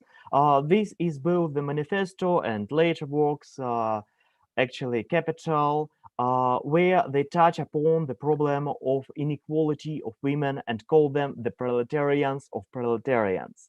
Further, one should recall to the anthropological substitution of capitalism by Friedrich Engels through patriarchy, the gender normative setting of the power of cisgender masculinity in society. And on this basis, directly develop Marxist feminist concepts, Bebel, Luxemburg, Zetkin, and others. In their writings, they consider the specifics of oppression of women and her special interest in revolutionary transformations. The theoretical developments of the above authors greatly influenced the practice of the Bolsheviks. Here one can recall both Lenin himself and Kollontai and Krupskaya, already mentioned, who theoretically and practically developed sexual emancipation, everyday and labor equality, equal participation in socio-economic and political life, and so on. Следующий слайд. So, the main theoretical and methodological foundation of Marxist gender studies is materialism. In contrast to essentialism, the doctrine of a priori gender, materialism asserts the socially constructed nature of gender and its dependence on existing conditions. Here you can recall the feminist of the second wave, which made the turn towards materialism. Its origins were de Beauvoir and Delphi, who didn't hide their neo-Marxist views. Следующий слайд. So the main part of my presentation is considering Marxist gender studies in the aggregate of theory and practice. We can say that theory is necessary for undertaking the mechanisms of oppression, while practice is necessary for its destruction. Let's talk about theory first.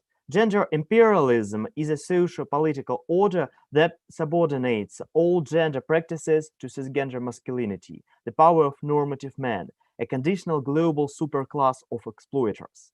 Why is such power bad from the point of view of Marxist optics? First of all, it supports economically unequal social reproduction. When women are always in secondary roles in society, at work, in culture, and so on, you ask, and rightly so, what to do with a huge amount of literature, paintings, music dedicated to women, especially essential and affectionate relationship to them. In these cases, the woman really takes the first place, but she doesn't exist in them as a woman, but as an object of desire. That is, men establish the following order. Everything that they are and everything that is natural is normal and independent. Everything that is aligned to them, they will present in the light that is beneficial to them. Women as objects of desire, sexual minorities as objects of hatred, non-binary people as unhealthy, etc. This is all ensured is gender ideologies, which Marxism opposes, as well as any other ideology. The question remains, how does this relate to class or economic affiliation? The economic initiative belongs to men, and even in the class section, if you look at the proletarians, then women proletarians are much more disadvantaged than men proletarians and are dependent on them, which creates a separate discourse of them. Representatives of abnormal sexuality and gender from the poorest classes are much more susceptible to capitalism hegemony than gender normative representatives of such classes. Next slide. Particularly noteworthy in the Marxist view of the relationship between race and gender, including in the post-colonial aspect and sexuality.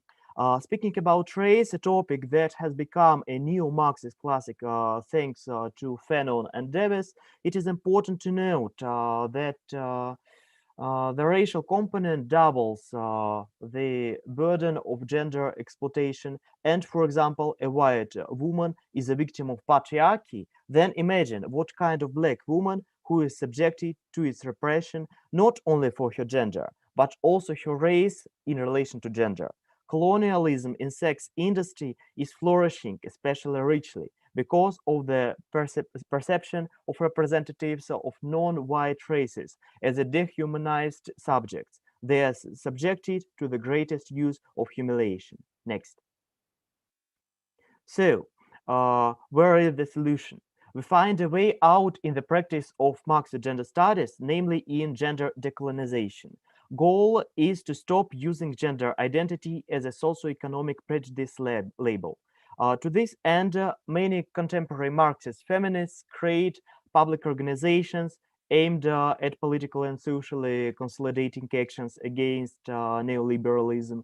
Here we can also bring social creativity when representatives of abnormal and repressed genders create counter-hegemonic products and thereby decompose the existing neoliberal discourses and after each the existing of capitalistic relations. And of course, science and creativity.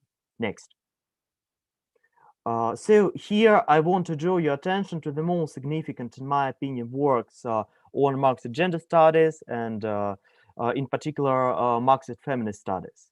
So, and the final one.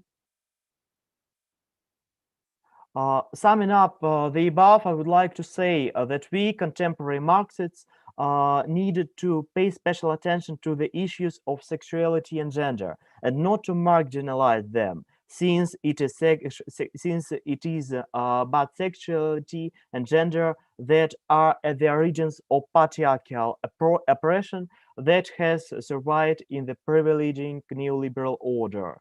And when we will destroy it in root, and we are already destroying it in root, it will be necessary to remove the existing oppositions to build a society optimistic project for the future. Thank you.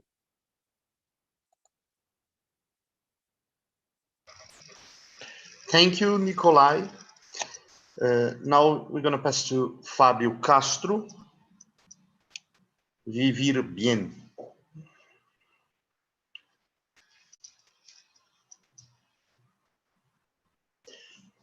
The sound close. Thank you, Carlos, and everybody. Just a second to put my presentation.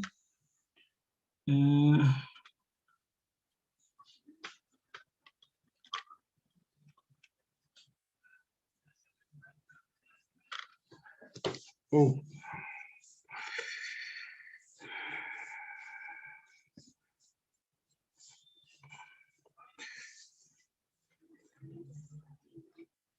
Just a second, I have a problem here. 1 minute.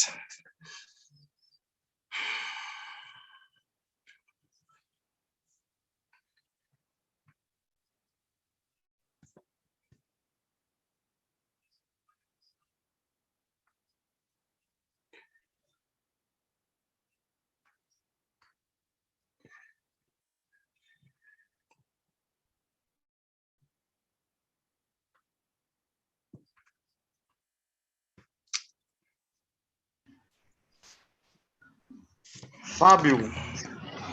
Just, I am with problems in my presentation. Just do you want me to otherwise share? it isn't going. Okay, now. I can share maybe. No, thank you. Now I can.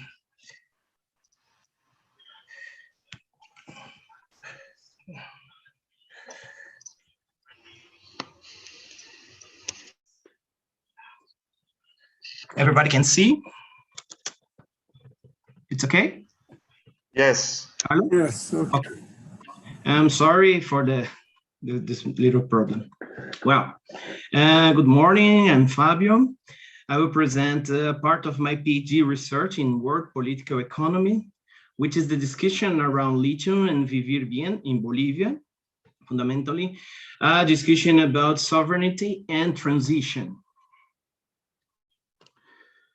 The work on which this presentation is based is a text which is part of this book and which will be published tomorrow by Routledge Press, specifically chapter 5, which I wrote in partnership with Professors Paulo and Sinclair, both members of old guard of our research group.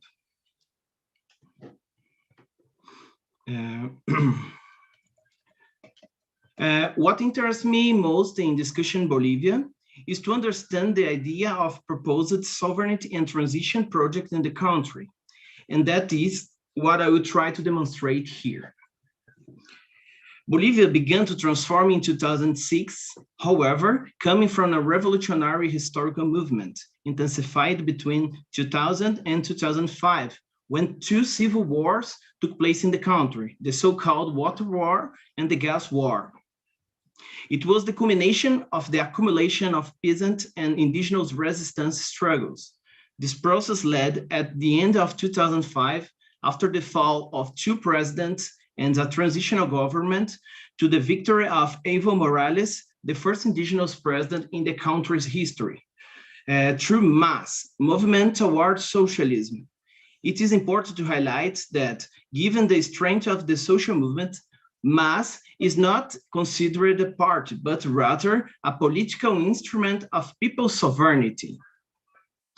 This character of the government of social movements was strengthened and institutionalized these struggles through a new constitution granted in 2009, establishing the plurinational state of Bolivia. Evidently, this does not happen in a context of tranquility. This whole process was deeply marked by a permanent scenario of conflicts, tensioned mainly by counter-revolutionary organizations in the Bolivian East. Sectors of the oligarchy from colonial origin established themselves around separatist demands and with an openly Eurocentric and anti-indigenous character. In any case, the constitution was established even in the midst of this dispute, which grants to Evo Morales even greater popularity and a very strong capacity to govern, leading him to 2 terms as president. In Bolivia, this transition process is called the Proceso de Cambio. That means the process of change, whose meaning is what mass will call community socialism to live in well. They sought this perspective in the native Bolivian community, the idea of vivir bien, and it is the horizon that guides the construction of the country project in Bolivia. The former president Evo Morales, who is the main character of this movement, sees vivir bien as a system that transcends capitalism, a doctrine and practice that is based on the philosophy of indigenous peoples.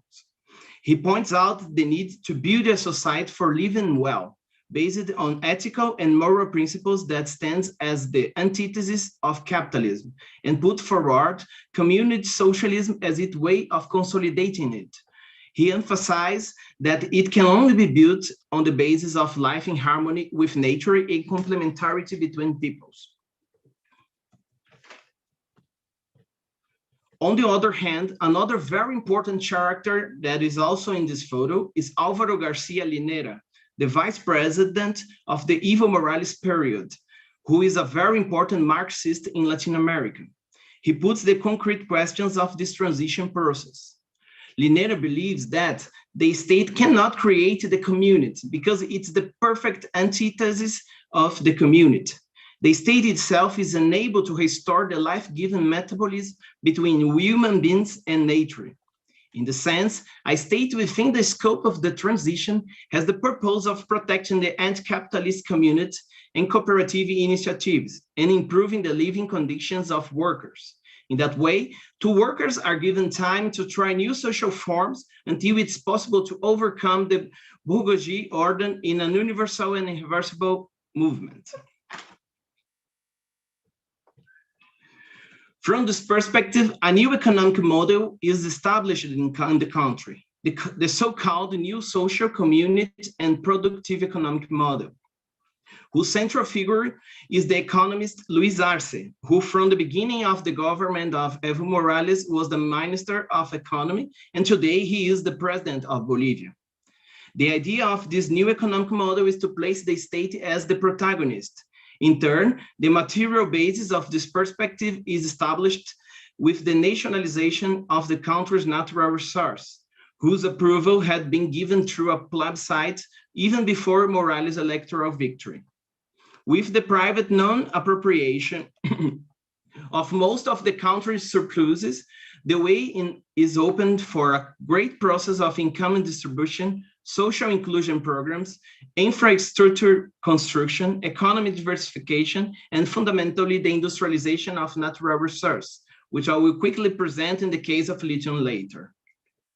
In other words, in Bolivia, an idea of endogenous growth was proposed, strengthening the coherence and domestic demand, which was anchored in a particular perspective of macroeconomic stability, leading Bolivia to be one of the countries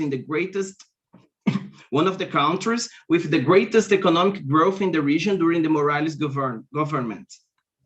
This macroeconomic stability is proposed as an antithesis to the neoliberal perspective. In the Bolivian case, stability is the starting point for social change, not the end sought. This is the flow chart I created to simplify the understanding of this new economic model. I highlighted that it is expected that the cooperative and the community spheres will be the vectors of the transition to vivir bien, through the rescue of alternatives forms of social organization coming from the communities that originate in the country. As it should be, the Bolivian model of transition has generated much controversy in the interpretations elaborated around the world about the process of change. Was it a new model with the same old problems? How to exploit natural resources without being characterized as neo-extractivism, which promotes degradation of the environment? How to sovereign without being able to break completely with external dependence? How to transition to socialism without breaking with a private appropriation of wealth? How to live well without eradicating poverty? How to overcome the counter-revolution and its permanent conflicts? In our view, this model can only be appreciated from the perspective of building balance in a country historically subjected to systematic violence promoted since the colonial system. Therefore, it is configured as a revolutionary moment within a long process of struggles for the decolonization of the country. Here I expose some of the socioeconomic advances that broke with the secular model of misery perpetuation in Bolivia, although there is still a long road ahead for its overcoming and emancipation of workers. A very interesting transformation that demonstrates the popular strength that the movement towards socialism has within the Bolivian population. In the midst of this process of change in the economic sphere, the industrialization of lithium is established as a decisive strategy for the affirmation of sovereignty. This is because lithium is a strategic element in the energy transformation of the present, and has a very high demand in the world market, mainly from the dissemination of the electric vehicles. Bolivia has the largest lithium reserve in the world, located in the Uyuni Salt Flat, which you can see in this photo, an evaporation pool of the Uyuni Salt Flat that I was able to visit in 2019. In the sense, the industrialization of lithium is one of the main bets for the future generations in Bolivia, within the perspective of advancing the process of change. An autonomous and sovereign project for the exploitation and industrialization of resource was established with the aim of making the entire battery production chain endogenous. This strategy was designed by seeking international partners who did not place themselves as bosses, but as partners, in the words of Morales himself. Agreements have been signed with a German company and a Chinese company for the industrialization of Bolivian lithium. The agreement with German company provides for the production of batteries within Bolivia for export to Germany, which in the world market has been left without access to the raw material of batteries and aims to transform its automobile fleet into electric vehicles. The prospectus was to start exporting batteries to Germany into 2023. The project already has more than 10 years of research and development, but it is still producing on a pilot scale. Two prospects for 2022 the prospects of 2023 were interrupted by the coup, and the partnership were threatened and are currently in the renegotiation phase. These expectations have become so positive with the progress of the project that even Bolivian businessmen have started to develop autonomous technology to produce electric vehicles within Bolivia. This is the case of the Quantum company that developed this small electric car and presented it in the mid-2019. Developing an electric car with its own technology is too much. Can you imagine a country that historically was a supplier of strategic raw materials now wants to be autonomous, sovereign, and still transition to socialism? Coup d'etat. Shortly months after this photo was taken,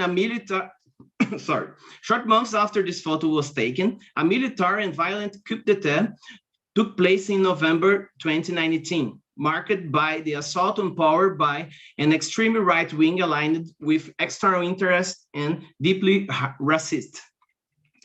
The government of exception took power with the narrative of calling for new elections as soon as possible. However, they tried everything to perpetuate themselves in power and avoid holding new elections.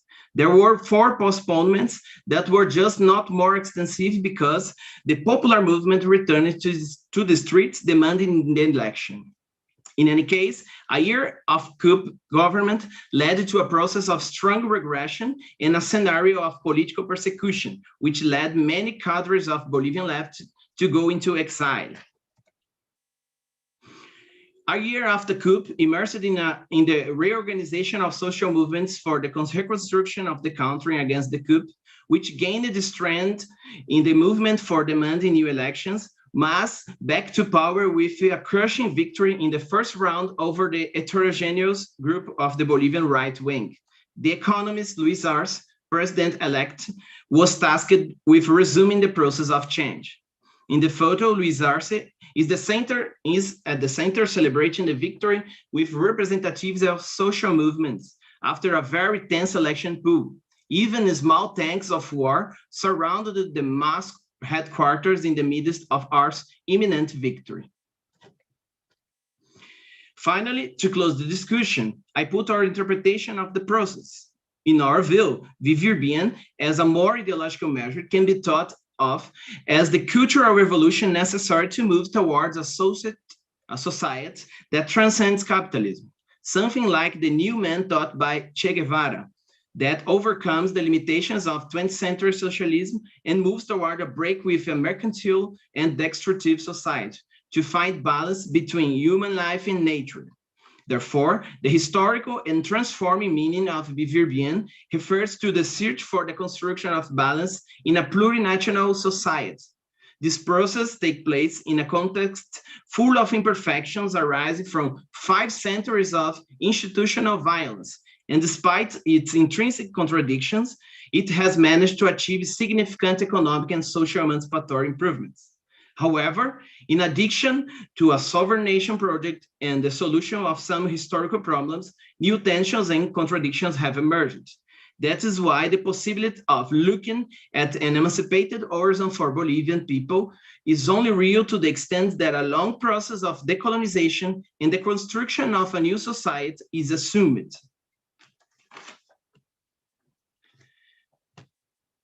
Thank you very much.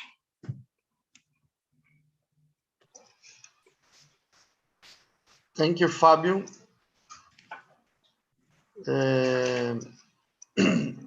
Now we've got some questions. A question from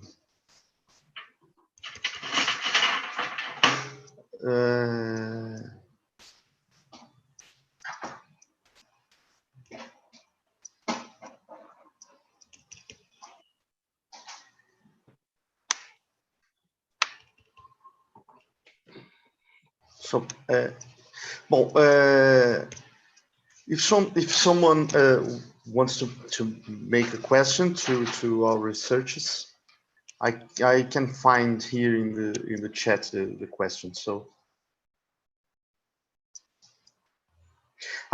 we got a question from Henrique to Tamara.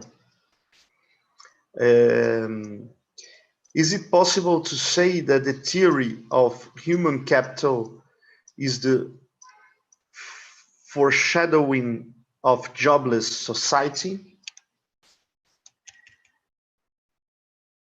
If someone has another question to Tamara, you can put it, and then she can 1 minute, it's Alexander Busgalin. I also wrote in chat question to Tamara. Ah, yes, Alexander, sorry. No problem. If you would like to make it now. So, but it was about interconnection between category human capital and marketization of education. If Tamara see any connection, the more we have marketization of education, the more we have category human capital, but not human being. Instead of human being, human capital. I want to stress this capital. I'm sorry, I have some problems with sound. Alexander, can you please repeat your question? Yes, Tamara, the question is, now we have more and more in the academic sphere and in political sphere category human capital. And this is capital, yeah. And I ask, do you see any connection between marketization, commercialization of education from one hand and popularity of category human capital, not human being, not man? Mm-hmm. Thank you very much.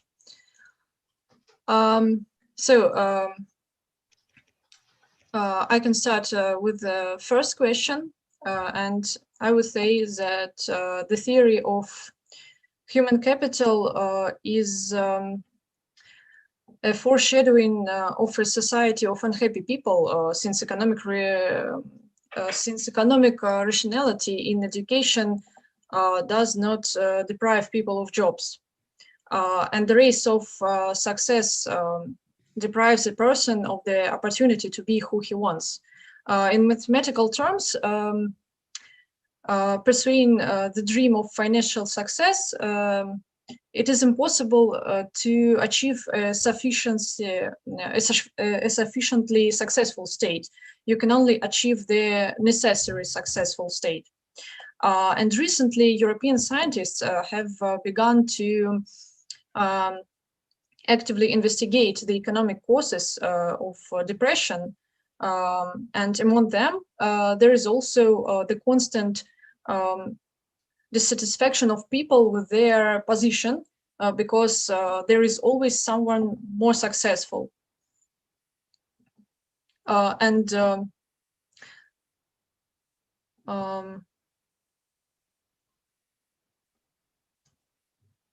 sorry, can I have 1 minute to answer the second question, because I have again. no, because I need a 1 minute break. I'm sorry. Okay. Okay, we can pass to other researchers and then she will answer. So we've got here to Aline. Jacob asks to Aline, is the move to open the real estate market provoking significant opposition from Cuban Marxists committed to public ownership? And Alexander Busgalin to Aline. We have an interesting PhD student, Alexander, who is working on Cuba. The question, do you think that Chinese track must be realized in Cuba? Will you advise them to do the same as China? So that's the questions. Okay, thank you. Thank you for the questions. Jacob, it's very hard for me to answer that, because also the Cubans, they complain a lot. They are very critical, very political. So it's a hard question.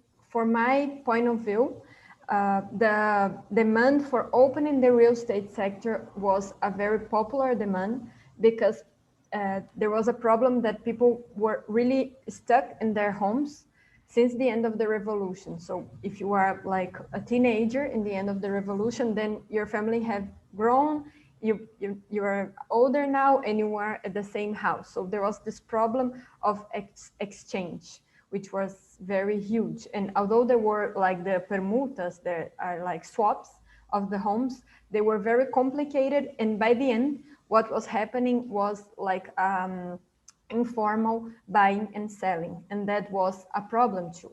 So I think they are not really opposed to that, because also the revolution can assure that every Cuban would have a house.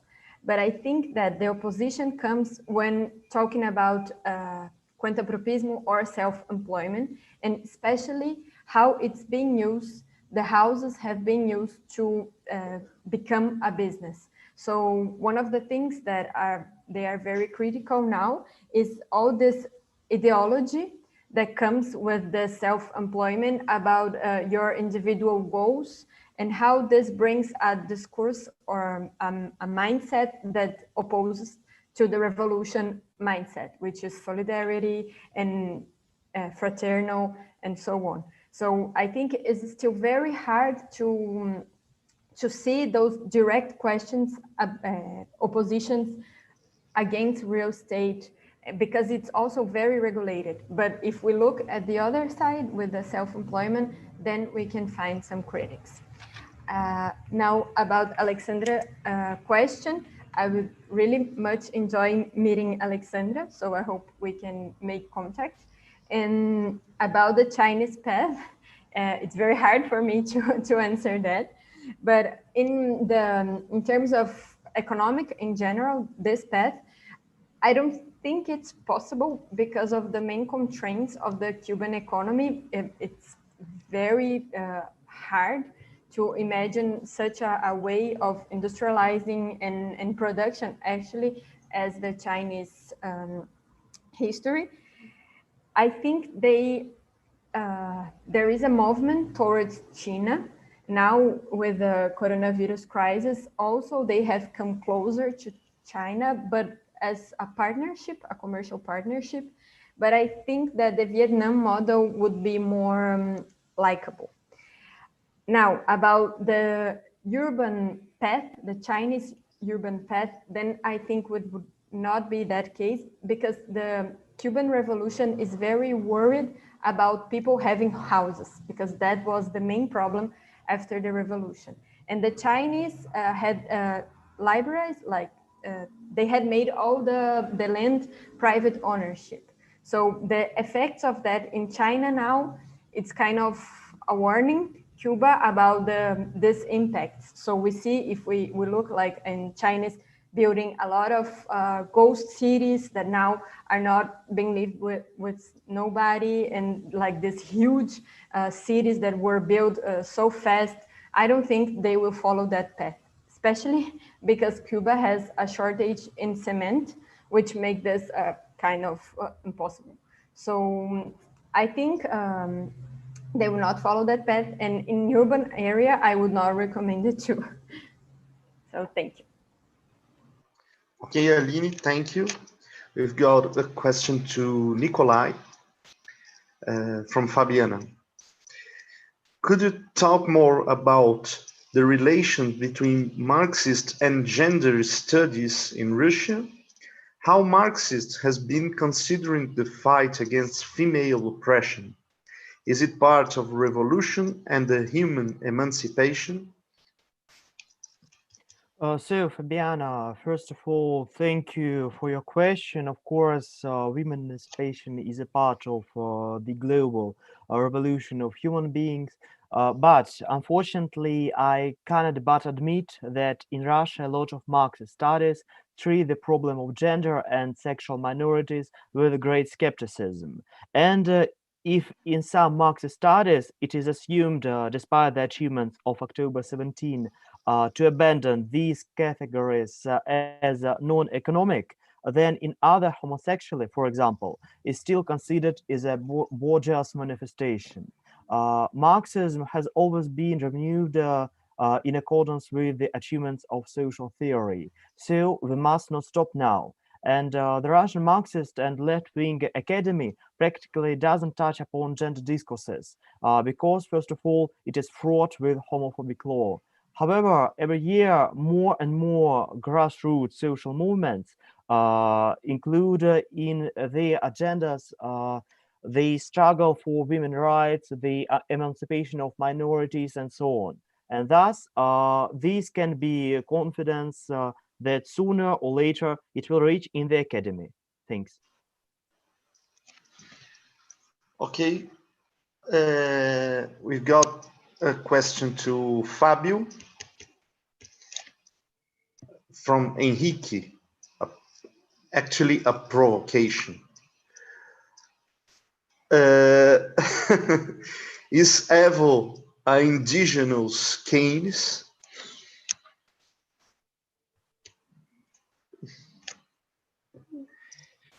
Well, Henrique always liked to joke with me, but okay. What passes is that the economist Luis Arce used the main tools of Keynesianism to organize the economy during the process of change. They don't believe in the Keynes perspective as a like everything. They use the tools of Keynesianism to organize the economy during the process of change to give time to workers to organize a new society. That's the way they use this economic theory. Mainly the economist that now is the president of Bolivia, Luis Arce. There is an economist that already was professor in USA and everything, but he has very clear that the use of these tools is to transit to another society. That's this. Okay. Is there another question? So I can have a short answer. time. Yes. I'm sorry. Yes. The question from Alexander to Tamara. Mm-hmm. Is it right? Mm-hmm. As I remember, it was about the link between the theory of human capital and the commercialization and marketing and education. To my mind, there is a direct link because striving to maximize income instead of maximizing the quality that is inherent in the theory of human capital leads to bad consequences. For example, leading US universities admit people in sport competitions, although they are inferior to other students in terms of knowledge. Or, for example, in Russia, university departments are advertised for the highest salaries of graduates. Nobody says that the graduates of our faculty have invented something. So hopefully these practical examples give an idea of my opinion about this question. Thank you. Okay, thank you, Tamara. Is there any question more? So I think we finish here. So and I don't know if Pablo, someone wants to finish this meeting. The sounds, Paulo. Yes, we wait. First of all, I think that Busgalen imitated the word. He begins. Okay, you will be the last. Great. So, friends, first of all, thank you so much for very interesting presentations. I had much more questions than I wrote, but the time limits are essential, and it was very well organized. But I want to stress some important points. First, interconnection between fundamental changes in the nature of capitalism from one hand, and the life of personality, human being. Different aspects of this question, housing, education, culture, healthcare, relations between men and women, all these aspects are fundamentally interconnected with the system of social economic relations and political struggle. And these aspects were reflected in our seminar, and nobody wanted to say, I have my narrow topic and all other questions are not important for me, so please don't ask me about politics. We have in Russia such anecdote. A young boy is coming home and asks, Father, Dad, I'm so hungry. And the answer is very simple. Please don't disturb me with politics. So we know that our life is full of hunger of culture, hunger of normal healthy life, hunger of non-alienated human relations. And this is politics, and this is in the same time academic problem for academic analysis, theoretical analysis. And I'm very glad that we have such a seminar. For practical steps in the future, I think we can have in 2 months, maybe late April, seminar together with young Marxist scholars from East and West European countries, maybe from other cities of Russia and ex-Soviet Union countries. I think you Brazilians have a lot of contacts in other countries of Latin America. We have some young interesting students in China, in the United States. And I hope we can organize a really international seminar or maybe a small conference for not 3 hours, but maybe longer with bigger breaks and more debates. So this is an announcement for the future. In any case, we definitely will have March 25th, 26th conference devoted to 100th anniversary of Gosplan, institution which started planned planification in our country. And Gleb Maslov, thank you, Gleb, mentioned that today is exactly today's anniversary of Gosplan. So if you have some ideas to tell a few words about planification in modern situation, about history of planification, you're welcome. We are very glad to invite you to participate in the conference. And Gleb Maslov is foreign minister of our network, so you can have direct personal contact with this wonderful and very important guy. I'm kidding, of course. But he's really responsible for foreign contacts. And late May, we have a big forum, Moscow Academic Economic Forum. It includes typically up to 100 foreign guests and up to 2,000 Russian participants, big event. And in the frameworks of this forum, we plan to organize Marxist Congress with broad number of questions. And this is also agenda for us. If you have any other initiatives, you have coordinators, and we are very open for development of this, I think, very important and very fruitful, beautiful first step. Thank you so much. Спасибо. Muchas gracias. Muchas gracias. Congratulations to our young scientists, in special to our senior scientists, Alexander Buzgalin, for the decision of create this seminar.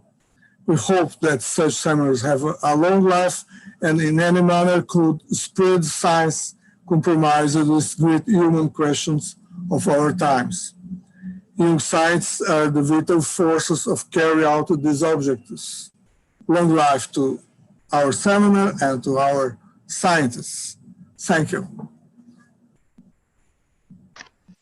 Hey, thank you, Paulo. So with this, we finish this meeting. It was a pleasure to meet you.